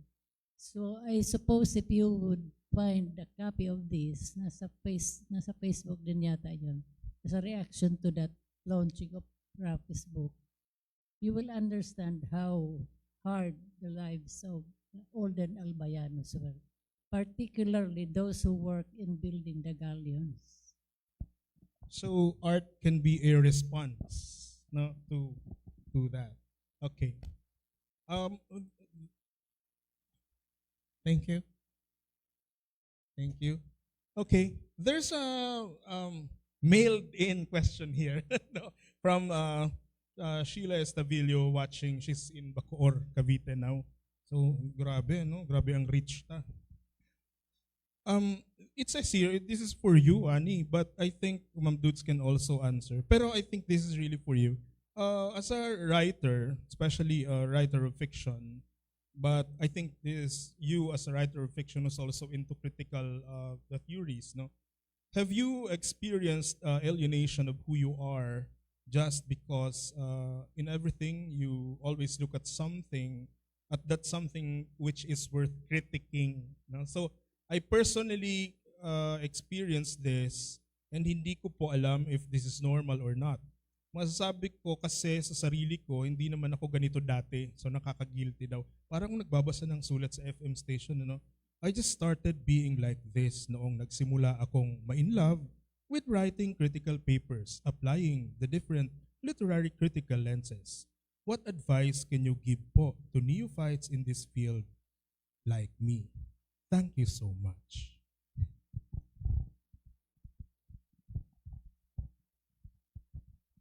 I think this is about reconciling, you know. Thank you. Naiintindihan ko siya deeply because dati kaya ang course ko sa UP, Master of Arts in Creative Writing. And then, mayo man mayo man plan of study ka ito eh. We just had the core subjects, and then we had the elective and the cognate. And kami man, ako, dahil nagpinatal, sige ko lang enroll sa mga courses na daiman required and will not be credited. So instead of earning the degree little by little, I am not earning anything. Ang iba nga ni, di ko man nako-complete. I just wanted to experience being a student of Trici Legasto and Wilhelmina Ramas na, naka 1.25 ako kay Dr. Ramas. Kay Dr. Prichi, of course, incomplete ako because her standards are so high, di ko kaya. And those were not required. So nag 10 years ako, para extend sana ako. And then at the 10th year, no, we cannot extend you anymore. My graduate school coordinator then was Dr. Odin de Guzman. She told me, no, I cannot extend you anymore. Binasahan pa akong policy. Oh, ito ang policy. I'm the coordinator. This is my interpretation. I cannot extend you anymore.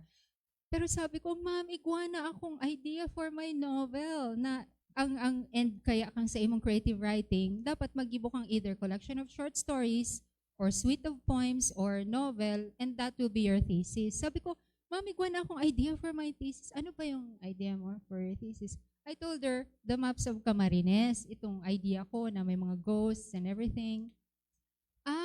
Igwa ka ng meron ka ng pedagogy, meron kang literary theory, meron kang critique ng sarili mong ng worldview mo, doon ka sa comparative literature because I cannot extend you anymore. Bahala ka, mag-start ka from scratch pero hindi from creative writing. Kaya ako inapon sa comparative literature. I cannot write short stories for several years because I cannot read for enjoyment anymore. It's always with notes. With notes. My answer to the person who asked the question, it's just a phase.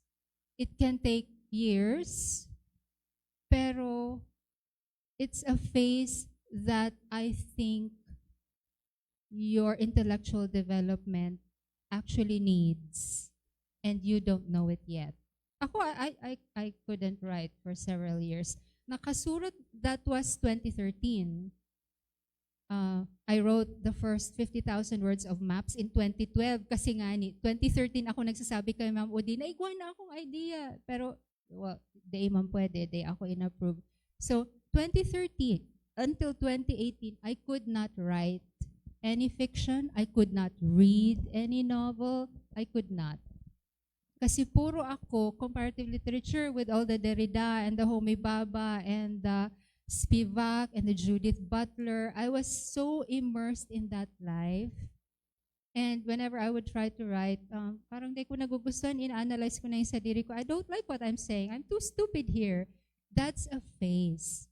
Pero in 2018, I wrote an absurdist short story for Mia Tiham and Christine Ong Muslim for Sigwa. It was it's about climate change. And that started it all again. Nakasurat na naman ako and I was able to write another absurdist short story. Na-publish siya, Anomalous 30. It's an absurdist short story about the Philippine government bureaucracy. So hindi naman kailangang matakot, no? Hindi. Kung writer ka talaga of fiction, you will still end up writing fiction. But maybe you just have to grow old. I think, Annie, I can relate with you. This is the last answer kasi mag-aalasin ko na pala. No, hindi ko na alam. I'm so sorry. No, I can relate with you. Magkaklase pa tayo sa history of the book. Because I enrolled in that subject even if it wasn't required because it's so interesting. Professor so it's the fault of Hurilia? the university na nag-open ng mga subjects na interesting for students. Yeah. Diba? So sila ang dapat sisihin. No? Sisihin natin yung university. Oo, kasi sila halimbawa, creative writing ako, tapos inopen mo yung subject na history of the book. I'm a book designer. Naturally, I'd enroll. Ayun, nag-enroll ako sa 10 pang ibang courses similar to that. That's why until now, I am not yet done with my master's thesis. No, so ayan. So, but again, if you say so, it's a phase. Yeah. But another thing, this is my very last answer. My poetry, for example, before I always want to go back to my poetry before going to UP. I miss that. I miss that. I miss the poetry that I wrote before learning all the critical theories, before going to the university. To decolonize, I think, the poetry. So I think before deciding also to venture into delving into critical theories, into all these ideas, when you just simply authentically want to write poems, stories, essays, and all in the realm of art, it's really should be a decision that it sometimes you'd see that it's really irreversible. So I think we really have to live, the aftermath of learning it all. Parang ganyan. I think let's end here. I'm giving back the floor to Ma'am Bing. And really thank you, Annie, Manay Merlitz, Ma'am Dudes, Manay Lenny for the afternoon. So guys, hindi pa dyan natatapos ang ating usapan at restoryahan. So bigyan po natin ng masigabong palakpakan ang ating apat na mga bisitang manunulat. Kasama syempre ang ating host, Sir Victor Nierva. So gusto ko rin pong i-acknowledge ang presence ng ating kilalang manunulat din na Bicolano from Albay, dating Commissioner Abdon Balde Jr. Sir, maray na hapon po. Okay. So mapadagos kita para tawan kita nin sa inang mga takeaway or insights. Ano man ang sa indang naguno. Dakulo na agyat sa ngunya na hapon. So, di kita matakot magsurat. Sabi ka, subagoan, pagsurat sa rong pribadong trabaho or pwedeng hilig, pwedeng passion mo yan. Di kita matakot magsurat. Magsurat, pero may hali syempre sa puso. Bako sa nguso. So para bigyan tayo na kanilang mga insights o nasalok nila sa hapong ito, parang igbabaga kita ni tataramo na, ano ang isa-sharon kuneta nyo? Kung may isa-sharon kuneta kayo ngayong hapong ito, pakinggan muna natin ang isang mag-aaral mula sa BSED Filipino ng BUCE na si Binibining Angela May Aquino para bigyan tayo ng kanyang insights and impression.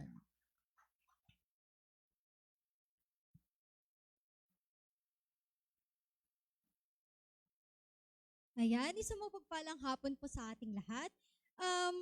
Isa pong karangalan na makakuha ng isang kabatiran mula sa mga gagaling at batikan na apat na manunulat na Bicolana. Ngayon, sa puso ng Albay, kung saan ang mayon ay matayog na nakatindig, isang makabuluhang pagtitipon ang naganap. Ang seminar na Longings and Lures, Landscapes and Loves, kung saan ito ay isang pagpupugay sa buwan ng panitikan. Ang mga manunulat na Bicolana ay nagbahagi kanilang mga akda na sumasalamin sa kanilang mga pangarap, isyong panlipunan, kalikasan, food writing, at pag-ibig na hinabi sa mga tanawin ng kanilang rehiyon.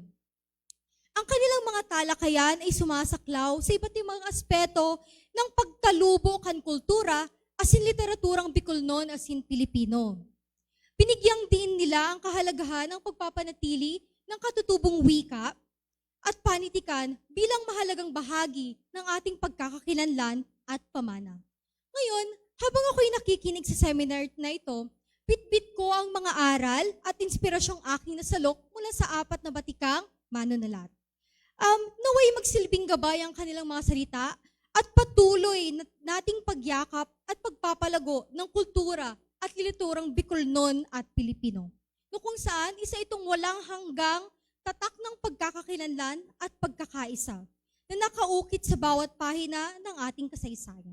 Ngayon po, bilang kabuuan ng aking impresyon ay nais ko pong ibahagi ang isang maikling tula na kung saan ito ay aking naisulat habang ako po ay nakikinig. Ito po ay pinangamagatang Harmony of Verses Celebrating Bicol Literature. In the heart of Albay, where Mayon stands tall, a gathering of minds where words enthrall. Longings and lores in landscapes they weave. Loves and lives in verses they conceive. Four voices of Bicol in harmony they blend. their stories and poems to the world they send. In this demo hall, their thoughts take flight from afternoon's glow to the evening light. Landscapes of ink on pages they bloom. Loves etched in time beyond the room. In the month of literature, tales they share. A feast for the soul beyond compare. Mabuhay ang panitikan at literaturang Bicol noon. Marhay na hapon po si Liwat sa Gabos.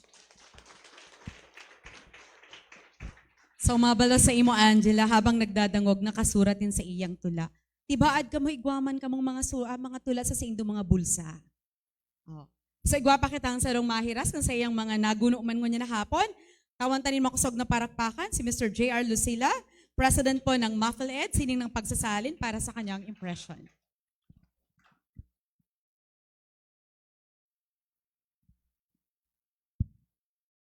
Good afternoon, everyone. Magandang hapon po sa inyong lahat. The conversation this afternoon started with an intriguing question: why do you write?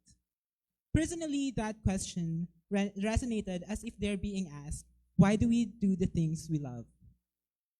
I guess everyone here, if we're going to ask each of us this question, there would be a wide variety of answers, which some might agree with Ma'am Marianne, that doing the things we enjoy could be an escape from the reality. And some may respond yes to Ma'am Lenny Felix that it's our way of life.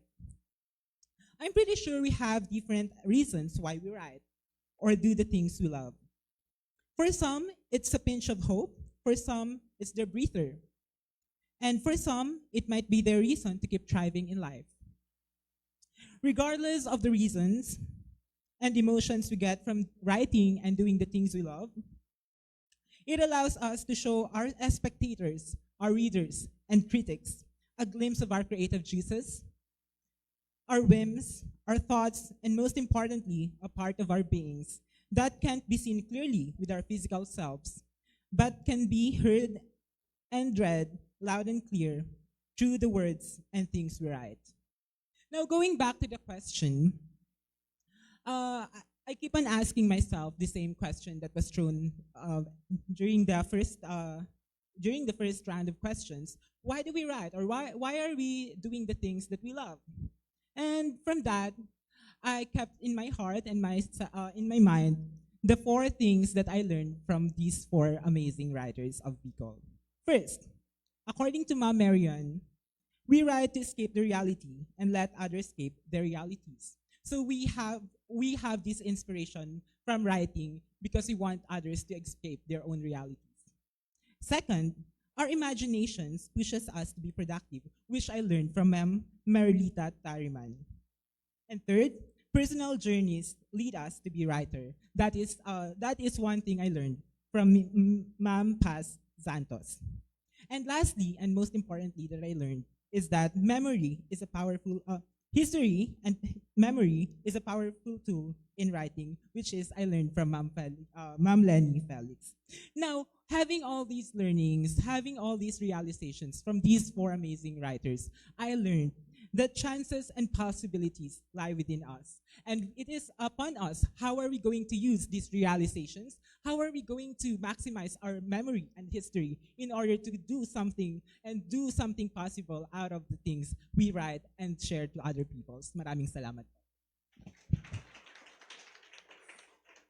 Okay, just mabalos, Sir J.R. Lucila, sa imong naguno ng insight o impresyon sa tuyang dinibong aktibidad sa ngunyan. So, di man mapahure ang sarutang kaiba sa ngunyan. Wala, hali pa sa BU College of Arts and Letters. Dati ko man kairibanan ka ito sa Aquinas University. Asin ngunyan, saro na siya sa mga faculty kang Bicol University College of Arts and Letters. So, let us listen to our friend, Dr. Abby Bilyesa.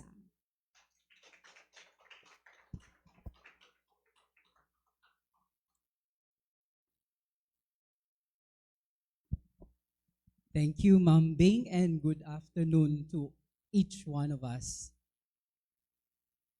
Supposedly, I'm just part of the audience, but Dr. Angie Lorenzana, the program chair of the Language and Literature Department of Bicol University College of Education, has to leave earlier because she has to catch a flight.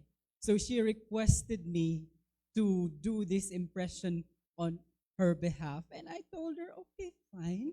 Anyway, this is Literature Month, right? We are celebrating the Literature Month, and we are happy to have with us our literary luminaries in the Bicol region. Of course, the women writers of Bicol region. There are other writers around. So let's give them a big round of applause. Now, I'll keep my impression following the principle of KISS. Keep it short and simple.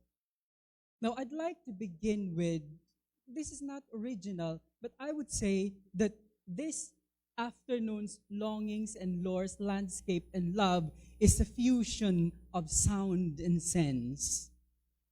We'll listen to the sound,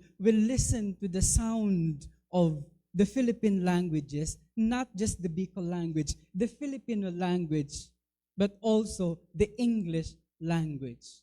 There were performances earlier which brings us back to our lore.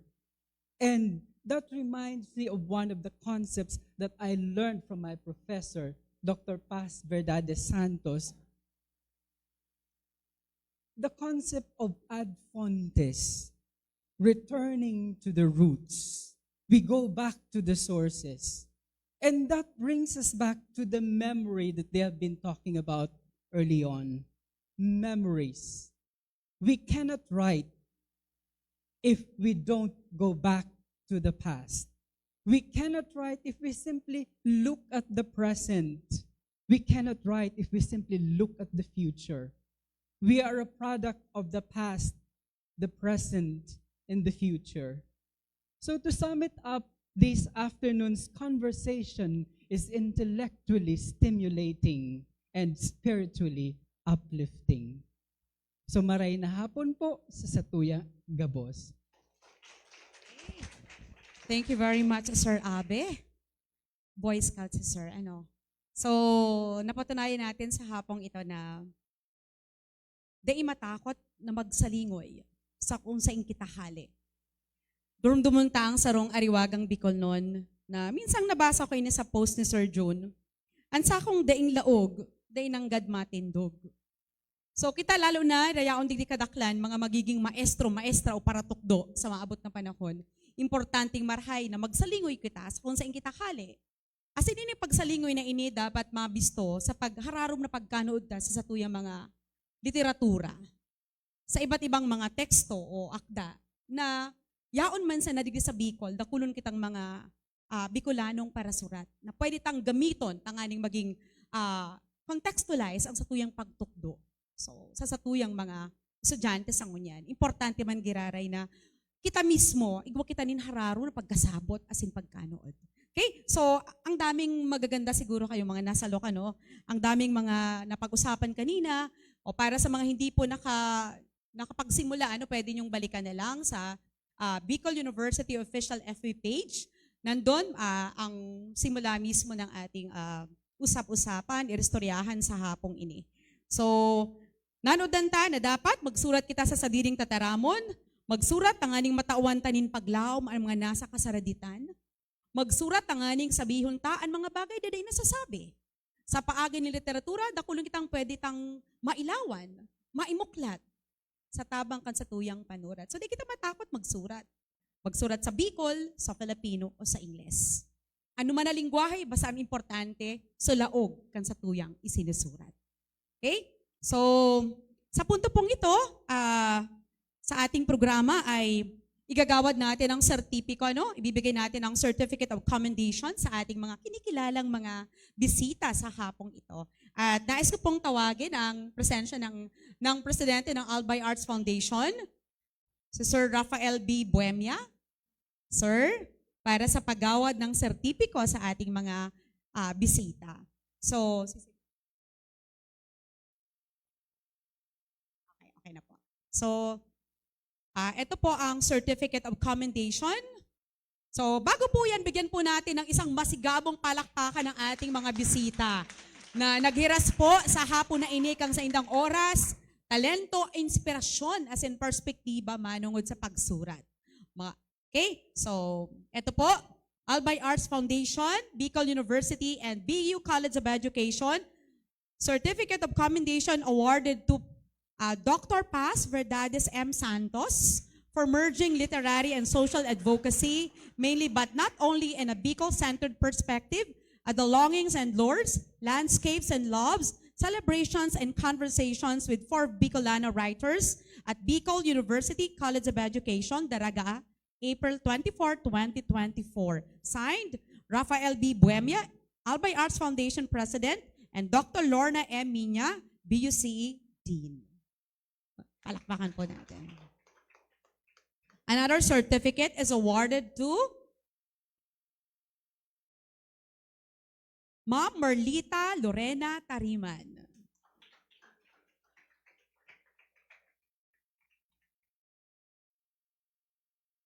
Just mabalis po, ma'am.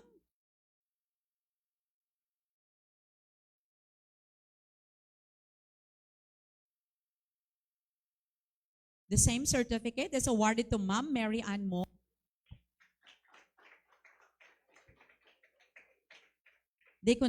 Siguro di ni donalingaman sa tabagwang. Ano ang tuminatak sa binasa? Kasubago. Okay, thank you very much, Ma'am Mary Ann. So the same certificate is awarded to Ma'am Maria Lenny Felix. Ayan, siya po ang kagsurat at ibaad sa librong daradara ni Ma'am, iwalat na sa nadigdi sa samuya. Nagpapadangog.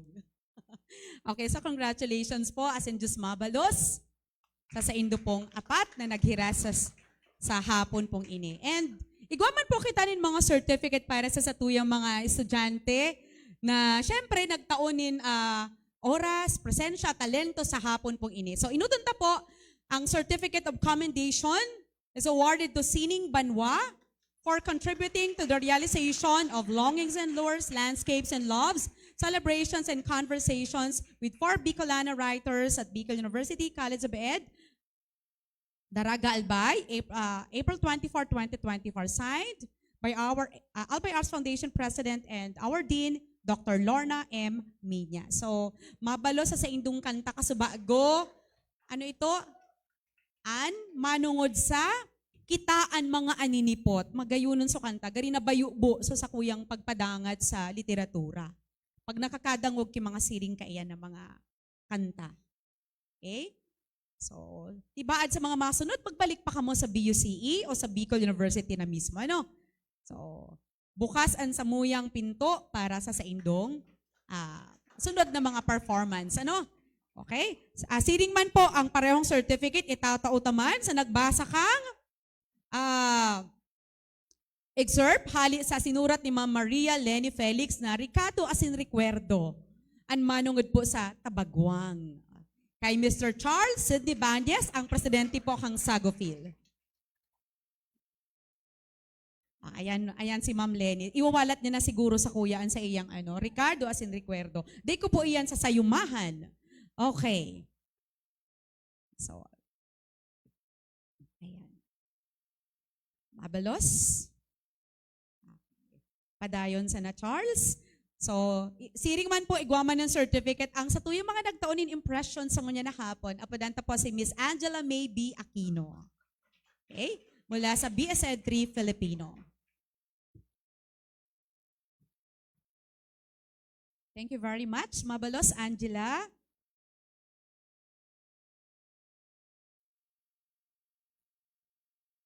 The same certificate is awarded to J.R. Lucila for providing critic and feedback. Hali pa sa MA Filipino Education. So mabalos sa imo Sir J.R.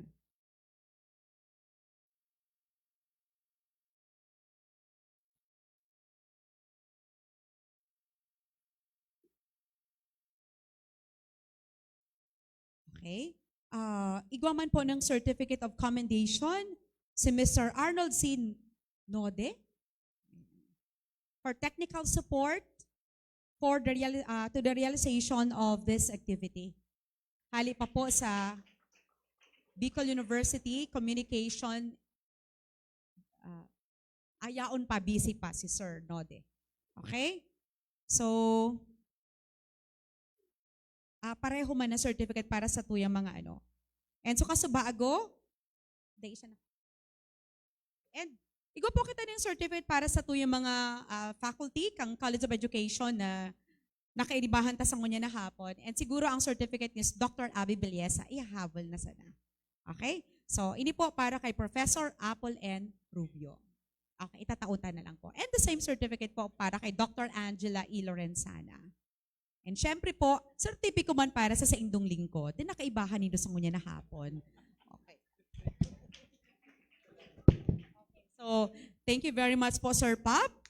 So, sa ngunyan po, danguguntaan closing remarks ang satuyang namumutan na presidente kang Albay Arts Foundation na nagdara po sa BUCE kansiring kaining pambihira klaseng pambihira na aktibidad. So, first time po ini na nagsarabayan ta kadalasan wasaru-sarusa na ang samuyang mga naiimbiteran. Alagad sa ngunyan, bako sa naapat, 5. Asin igwapa. So Sir Abdon pala, niyaon pa. So Sir Pop?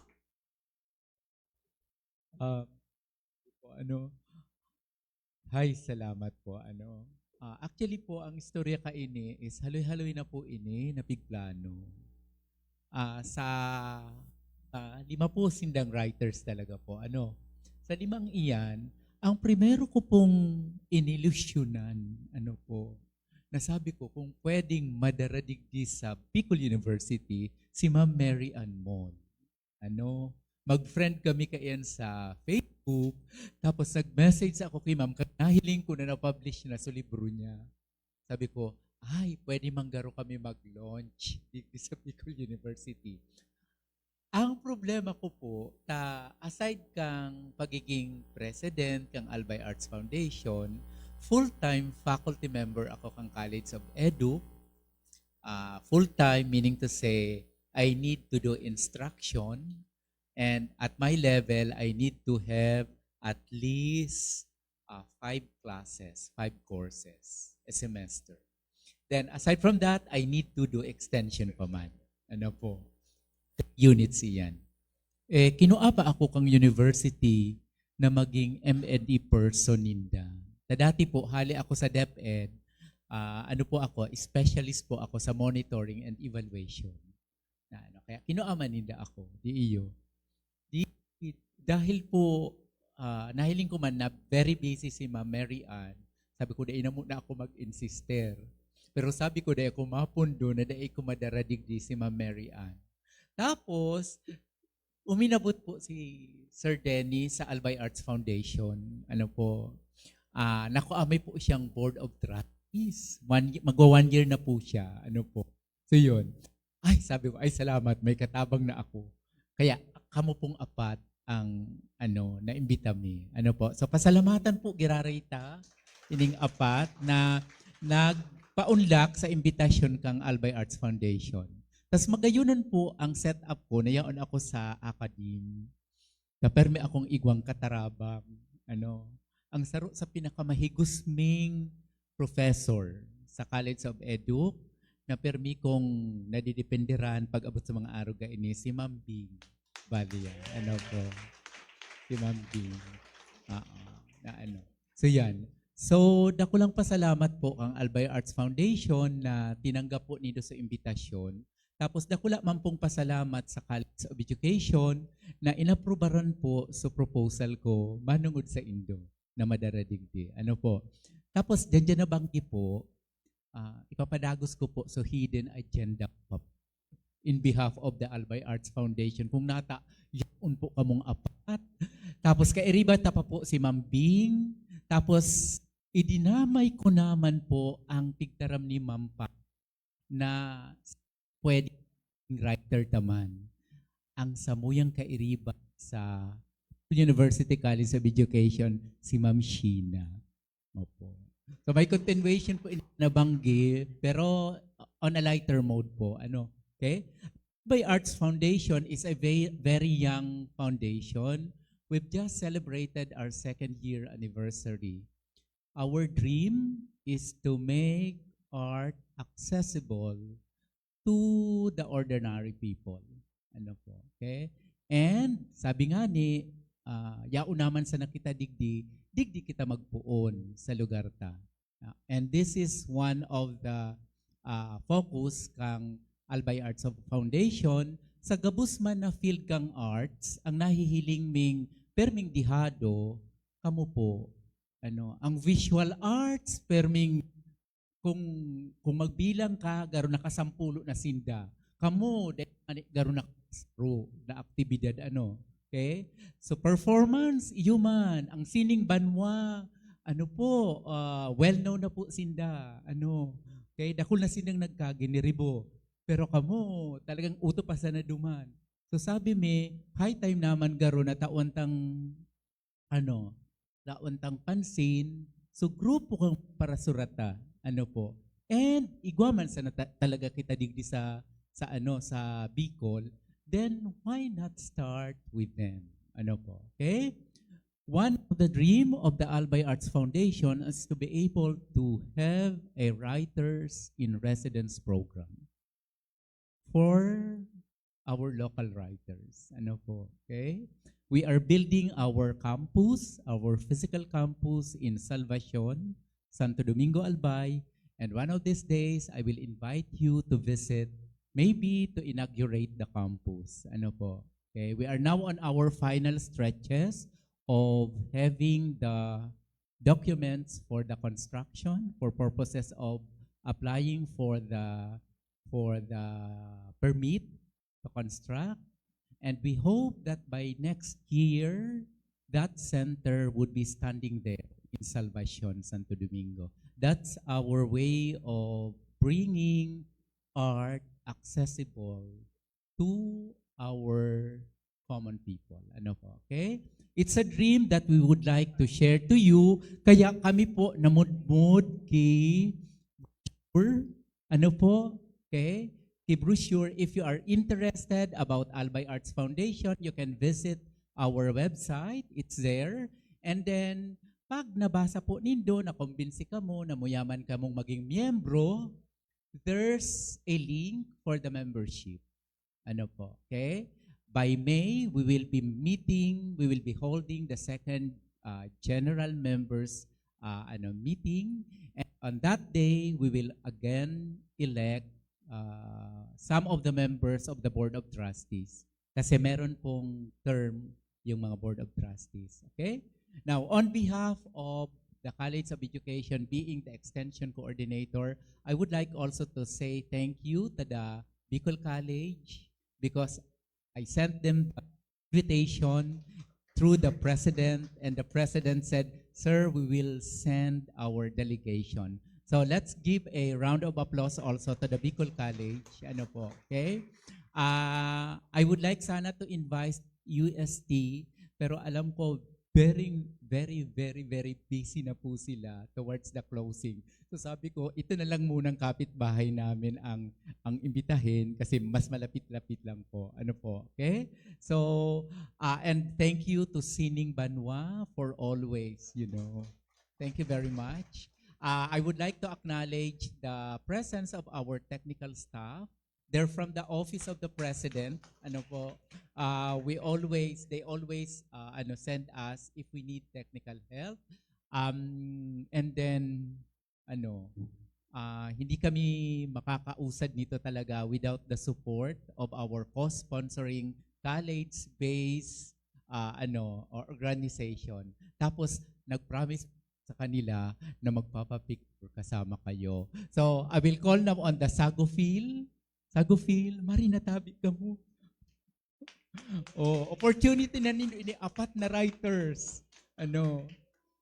Pinadala rin po sila ng AAF sa isang ang trainer nila ay from PETA. Tapos nagkwento sila sa amin, "Sir, naririnig lang namin yung PETA dati, pero ngayon nag-attend na kami ng training." So ngayon may apat na writers kayong kasama.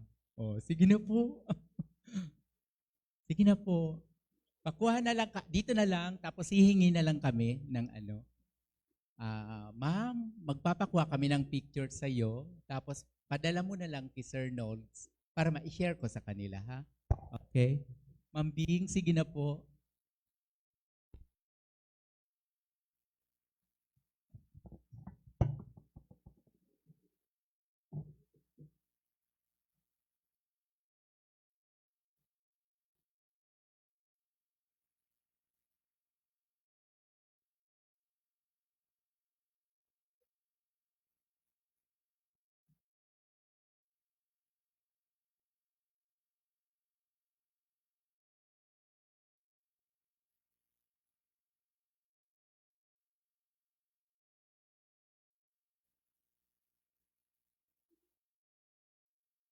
Maraming salamat, pero bigyan din po natin ng pagkakataon na makapapicture ang Bicol College po. Oo po. Nag-antay din po talaga sila. Sige na po. Sige po. Nagpadala sila ng 5 faculty members po at talaga yung estudyante nila. Ma'am, dito na po kayo. Opo. Ma'am, sige na po. I think. Ay, na. Okay. Sige po. Sige po. Sige po. Sige. Sa likod na lang. Sir Vic.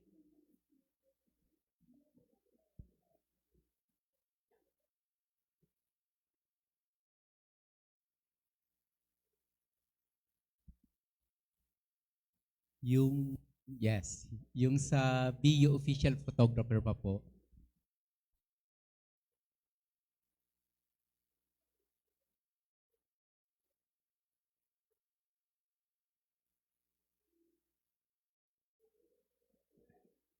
Sige.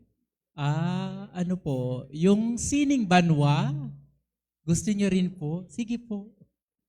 Bihirang mangyari po yung 4 na writers ay magkasama-sama. Opo.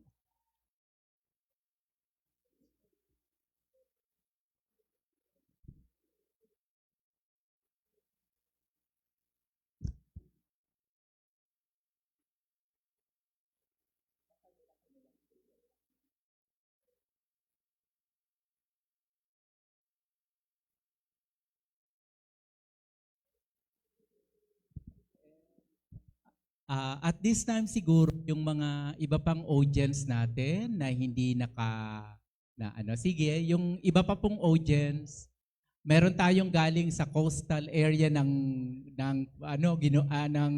Albay. Sir, join us po. Kasamahan ko dati ito sa DepEd Albay din. Nag-attend si Sir. Okay? Sige po. Alan, would you like to join us? And Ma'am Glenda? And Ma'am Sheena and Ma'am Sir Abe, join us also. Si Sir Abdon, join us also, Sir. Opo, Okay. Yan, sige po. Dito na po kayo, Ma'am. Opo, dito na po. Okay. This is the school we wish to sing, of a school to honor and revere, a temple built by man of firmness, a mold for you to walk with pride, for He will always be united, although we tread on distant lands. We all shall cherish what you've taught us, that you wholeheartedly gave forth. Bicol University, burning torch of wisdom, fount of courage, hope, and love, seed of truth and light. Bicol University, burning torch of wisdom.